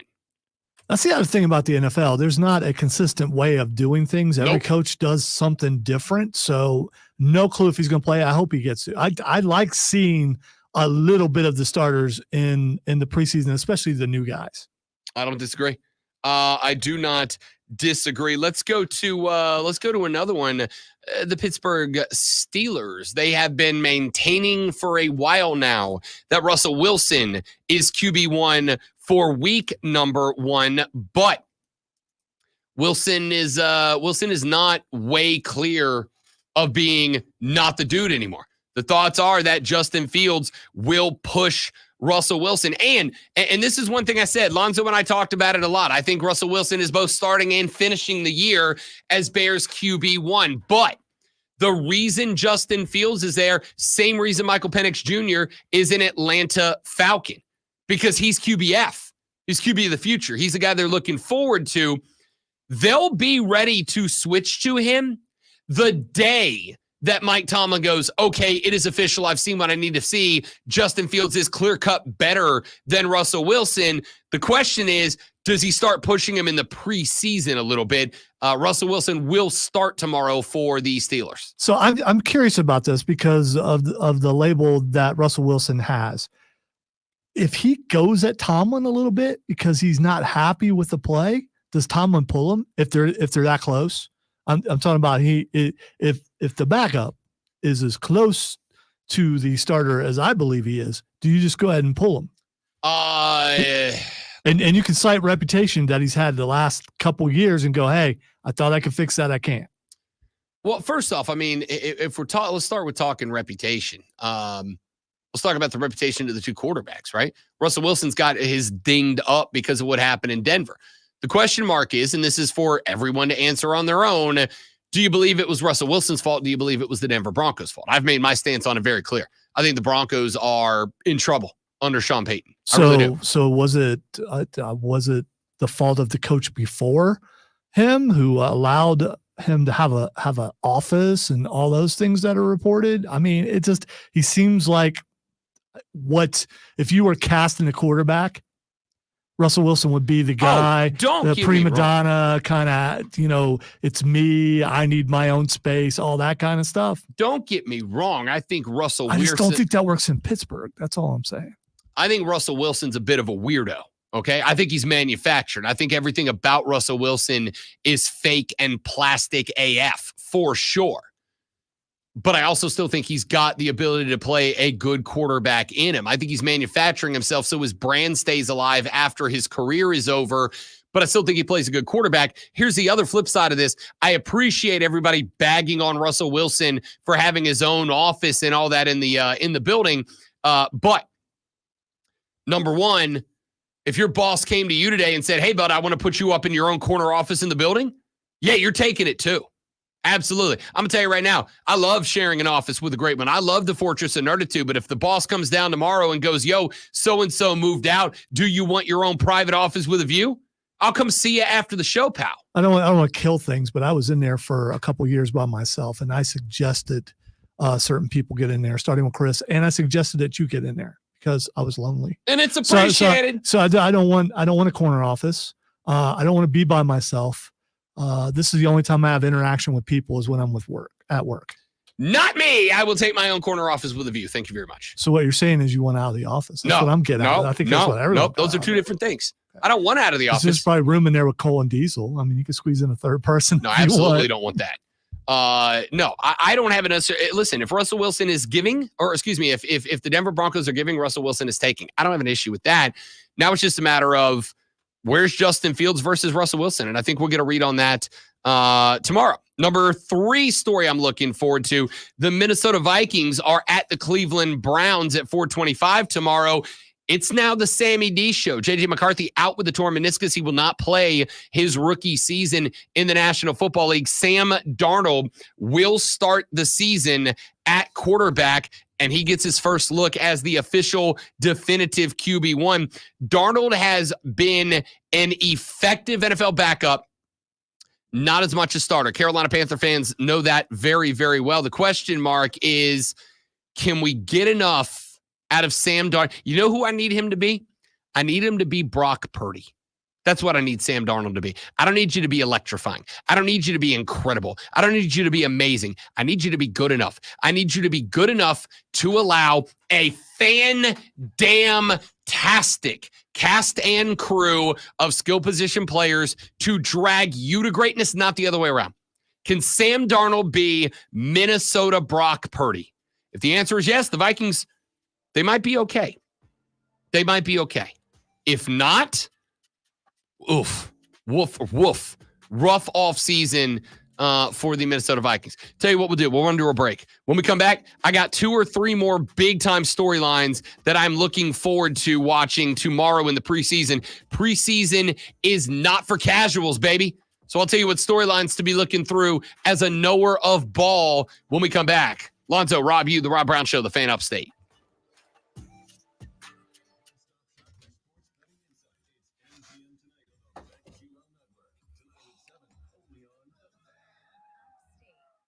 Oh, man, my back is on fire. My back is on fire. Oh, you're still here. Hey, Chris is here, everybody. He is now ruined for the rest of the show.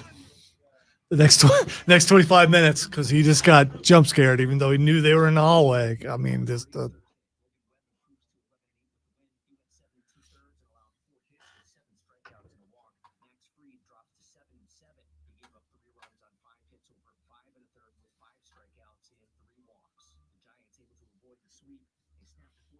it's already a little testy, but just now I know for sure I'm going to win the mic contest this week.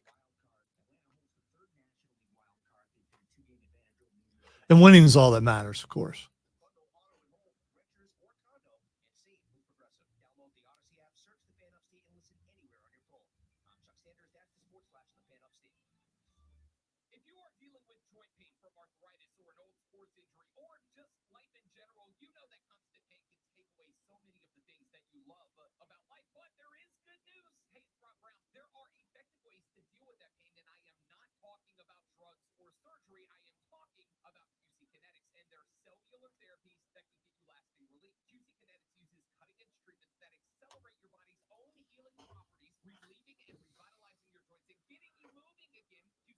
Do you hate when breaking news shows up on your feed, but it's breaking news from yesterday?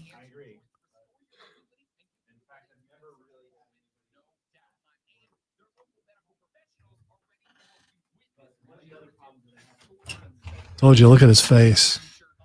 No, I'm just listening to them talk about the air conditioner, and they've said some things that are very interesting to me. Like, for instance, they just changed it to where it will now start cooling when it gets to 69 degrees in here, and it will stop when it gets to 67 degrees. But also, if it is over 69, but there's another room that's warmer, it will focus the air conditioning cooling there until it's below. And then I guess it just redirects the cold air to whichever studio is the hottest. Don't love that. Yeah, because we want it to be all about us. Correct. But my experience has been that this room has been the hotter of all of them. So if it remains to do that, we'll always get cooled first. Fair. I'll take that. Nice. Thank you for being there for me, Joey B. Much appreciated.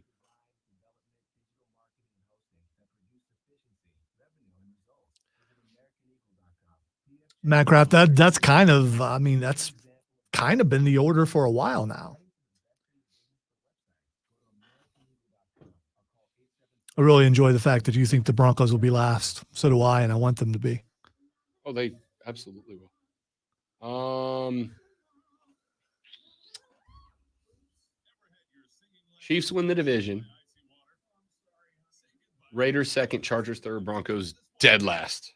Really? Raiders second. Dude. The defense is going to be monstrous. So? Monstrous.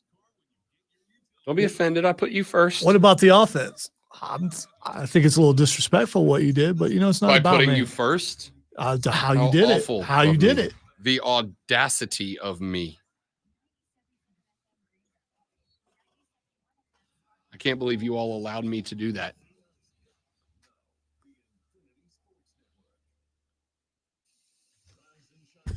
It was one of the things was longer than the other one. It's just a bracelet in general. It's not about. I've never. Okay.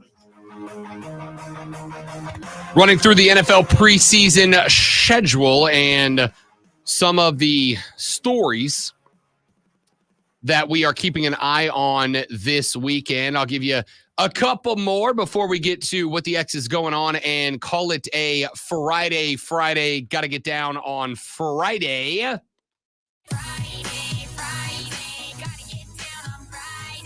Banger. It is like Joe Hendrick. Banger. Wait, where is it? I gotta get right clip. Banger. Banger. Banger. Banger. Where's the after? Banger. Banger. That just sounds. After banger. There we go. All right. After banger. Banger. Banger. Okay. Denver Broncos. We just talked about them a minute ago. Denver Broncos are going to be, I think, pedestrian at best this year. I do not think they'll be the worst team in the National Football League. I think that honor and distinction belongs to the New England Patriots this year. I think that their dynastic run of 2 decades, they're paying for it. They're going to pay for it now. All right. They made a very long run. They were very good for a very long time. And now they got to be bad for a little while, at least a little while. I don't think Denver is going to be that good either. The Broncos don't play until Sunday evening when they host the Green Bay Packers. Bo Nix is the story. Captain Checkdown started an NCAA record 61 games between his stints at both Auburn and Oregon. Here's the fun part. Who else are you excited about there? This isn't a quarterback competition like it is in New England. All right, is it Drake May? Do you go with Jacoby Brissett and let the veteran get the hell beat out of him so that you don't ruin your project quarterback? Do you go wild card and run Joe Milton III out there and see what that guy does? The Broncos quarterback competition, I think, is going to be who's not the worst. Jarrett Stidham, Zach Wilson, Bo Nix. Who's not the worst? That's just where they are. Hey, speaking of rookie quarterbacks, how about Jayden Daniels? Jayden Daniels is very compelling to me. Not just because I believe that Jaden Daniels is the best quarterback in this rookie class, and I think that will play out over the next couple of years. What is interesting to me for Jaden Daniels is the Commanders have said nothing about the guy. Nothing about the guy. They've said nothing about Jaden Daniels. They have not talked about their plan for him. They haven't even named him QB1. All right, you can get mad at me about this, but I don't care. According to Pete Thamel, the WWE is set to unveil branded title belts for a number of top college programs, including Georgia, Alabama, Texas, Michigan, Ohio State, Notre Dame, and LSU. Okay. I mean, listen, they've already done it with And of course, the picture is of the Alabama belt. well, of course. Go where the money is, The right? big A's on the side plates. It looks really good.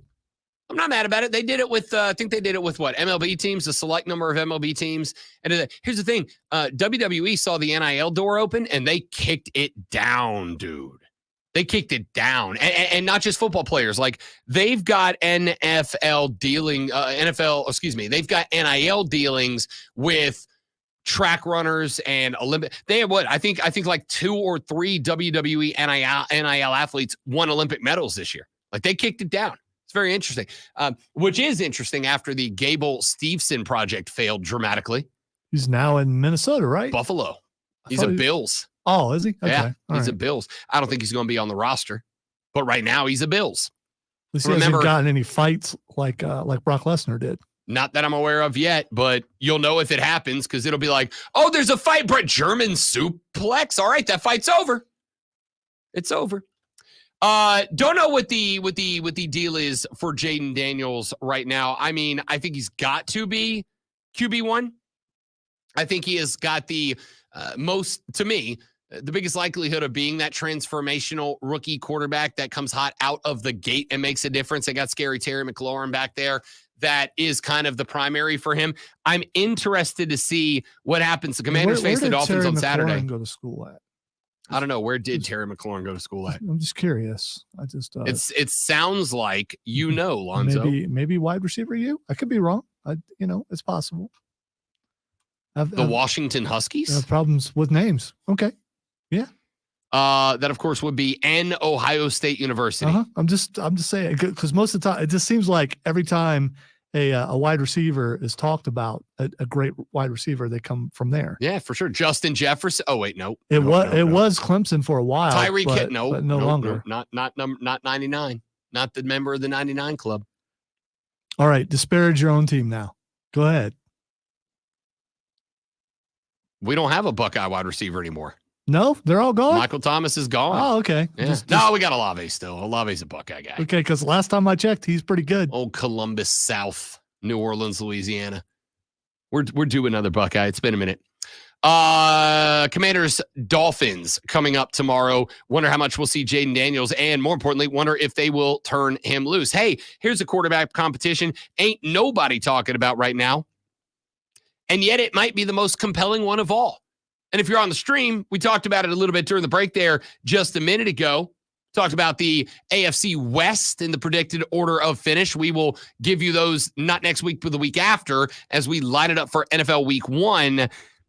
One of the biggest quarterback competitions may have a lot to say about how that division orders up. Aiden O'Connell versus Gardner Minshew II.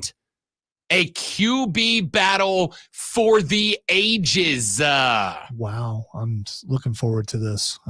Whoever comes out of this is going to be scarred for life, but still. You put some name on Gardner. He's a big ass boy, is what he is. Minshew. That's my dog. You said you put some name on. Put some respect. He's a big ass boy, is what he is. God dang. On Gardner Minshew. Who you got? Who you think's winning it? Gardner Minshew. That's who I think too. Gardner Minshew. Aiden O'Connell last week, pretty good. 7-9 for 78 yards on one drive, though he did take a third down sack near the goal line. Gardner Minshew took over 117 yards and a touchdown, played well as well. The Raiders say they want to pick a QB1 for the regular season at the conclusion of this preseason game, and they both played relatively well in You week have a 1. starter in the NFL named Aiden. You can't do that. Dude, there's people out In the Ivy League, yeah. But in the NFL, no. And finally, the Atlanta Falcons, Michael Penix Jr. Atlanta on the road at Baltimore at M&T Bank Stadium in Baltimore, Maryland. Michael Penix Jr. gonna get the start, gonna get the snaps, probably gonna play a significant number of snaps for the Atlanta Falcons. They just boosted the defense. We talked about that earlier in the show. The thought, the reason that Falcons fans were all up in their fifis after the draft was they wanted to bolster the defense, and instead they went and got QBF. And I said at the time, hey, relax. Lot of days on the calendar between here and the start of the NFL season. Let Terry Fontenot cook. Let my man go to work. And wouldn't you know it, in 2 days, the two biggest question marks were defensive line and pass rusher, bang, Matthew Judon, former New England Patriot, is now Atlanta Falcon, and the defensive backfield, bang, just like that two-time Pro Bowler Justin Simmons gets stolen away from the New Orleans Saints to come shore up, bolster the defensive backfield a little bit. So now you can dial your attention in on Michael Penix Jr. Let's see what this guy's going to do. I do think you're going to get some starting time for the Atlanta Falcons on the road at the Baltimore Ravens, and I think that's the biggest question that's got to be answered. Is MPJ ready to be QB1 now in case something happens to Kirky, or is he going to need some time? Is he going to need some development time? Is he going to need some garbage time snaps when the Falcons are either up big or down big to give him an opportunity to figure it out? Or does he have it now? Again, not expecting that this guy's going to be a monster. Not expecting that this guy's going to be an all-world player right out of the gate. Although, as somebody who appreciates and enjoys chaos and drama, it would be super awesome if he was. How much fun is it if Michael Penix Jr. comes out tomorrow and goes like 15 of 16 for 220 and 2 tutties in one half? Uh-oh. Do we have a controversy? That's what I wanted to happen with Joe Milton last night. It didn't. I was very sad. I really wanted that guy to come out and just cook. Hey, can Sean McVay stop being good at everything now? No. Yes, it's a tie at the buzzer. Oh, I was doing so well. Oh, I can't believe it. All you had to do was do folded under nothing pressure. at all. Wow. All you had to do was do nothing at all, and instead you took back the Atlanta Falconsing that I did this hour and stole the tie, snatching a draw from the jaws of victory. Attaboy. I'm so mad at myself right now. You should be. That's rough. That's a rough way to not win a week. Woof. You're welcome. Brown Show presents Twitter. Oh, Sean McVay's going to let his assistant coach, and he's going to go broadcast the Rams game this weekend. Good for him. Practicing for that extra thing. All right, the first thing that's excellent is Randy Orton. The head coach is going to not coach and broadcast. I'm still mad. Randy Orton is excellent. Randy Orton is trending because he was on Cody Rhodes' podcast, I think might be the reason. And two things happened. Number one, he and Cody had a good cry together about how proud they are of each other, which is fine. Let the bros be bros, all right? Let the bros have some ebrotion around each other. Let them let it out. There's nothing wrong with showing the emotion, bros. Number two, he's going to be in the Hall of Fame, and Cody asked him who he would want to induct him, and he said, Cena, but I don't think I've got it in me to ask the all-timer. All right, so there are a lot of reasons. Those are good reasons. Another reason just popped up on my feed. He actually auditioned for the role of Cable in Deadpool 2. Really? That's yes. I was not aware of that. I think that could have been good, but I also think Brolin kind of nailed that. Also, he played 600 hours of Elden Ring while he was recovering from back fusion surgery. 600 hours? Yeah, I put in a lot of time in that game too. I don't know if I went 600. Did you put in 600 hours? I don't know. Some games it tracks and says you've been playing this game for like a day and a half. Randy Orton spent an even 25 days of his life playing that. And I'm not here to judge because I promise you, if you go pull up my GTA 6 numbers right now, I'm in that ballpark in GTA. but that's a lot. Here's a problem with, and we'll discuss this more on the Upstate Pulse tomorrow night, 7 to 9 p.m. on News Talk 98.9. You can back fusion surgery. That game is a frustrating game. I'm pretty chill when I play a video game. You can't be in that game because when you die, you just lost a ton of progress. All your enemies respawn, everything. So how did he stay so chill for that? I guess he just couldn't move. I got that game. I played it 20 minutes and I'm like, nope, screw this. I'm out. Yeah. This is stupid and I hate it. 600 hours. Stupid and I hate it. 600 hours. And by the way, if you play 300 hours and then you die and you don't get back to your what, your little thingies on the ground to get your save back, it's just 300 hours just gone. I'm out. I'm out. All right. The next thing that's actually just might as well keep with wrestling is Big E. Big E is trending because Jonathan Coachman, is he producing? I don't even know what he's doing. No, he's not even with the WWE anymore. Well, Jonathan Coachman said yesterday on a pod that Big E will never wrestle again, that he is officially done, that he's not going to be able to come back. Now, I don't know why Jonathan Coachman is the guy that everybody's decided they're going to take at his word. No shot against Coach, but like I said, he's not there. I don't know how or why he knows. He's been doing a lot of talking about his time in WWE, and it was not a very good time for him and why he won't go back. But the reason why I found that is asking is because people are asking, what superstar would you like to see that you miss the most? And Big E is the one that most people are saying. I mean, that's fair. It's just one of those spots that there's a lot of guys I'd love to see one more time again. But the fact that guy got robbed of a career is what's kind of a bummer. And finally, Matthew Perry is Xing. Matthew Perry is trending because apparently 5 people have been arrested for a connection to the death of Matthew Perry. Again, like I don't know anything more about it past that. But 5 people have been arrested, and apparently it's a wild story that's starting to develop. Like doctors, assistants, and stuff like that. So. Yeah, wild story starting to develop. Anyway. That's it for us. Y'all enjoy NFL preseason week number 2. When we come back, when we join you again on Monday, y'all, it will officially be college football week. Let's go. That's Lonzo.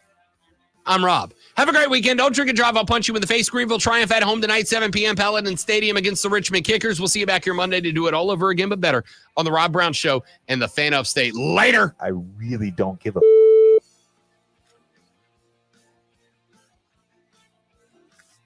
Oh, I can't believe I did that. I'm still upset about that. I mean, like 6 minutes away, and the dub was right there, and you blew it. All right, that's it for us, guys. You better you bet from 3 to 7 on the BetQL Network, wire to wire with Cole Bryson at 3 to 7 here on the Fan Upstate, and have a great NFL weekend. See you back here Monday. Goodbye.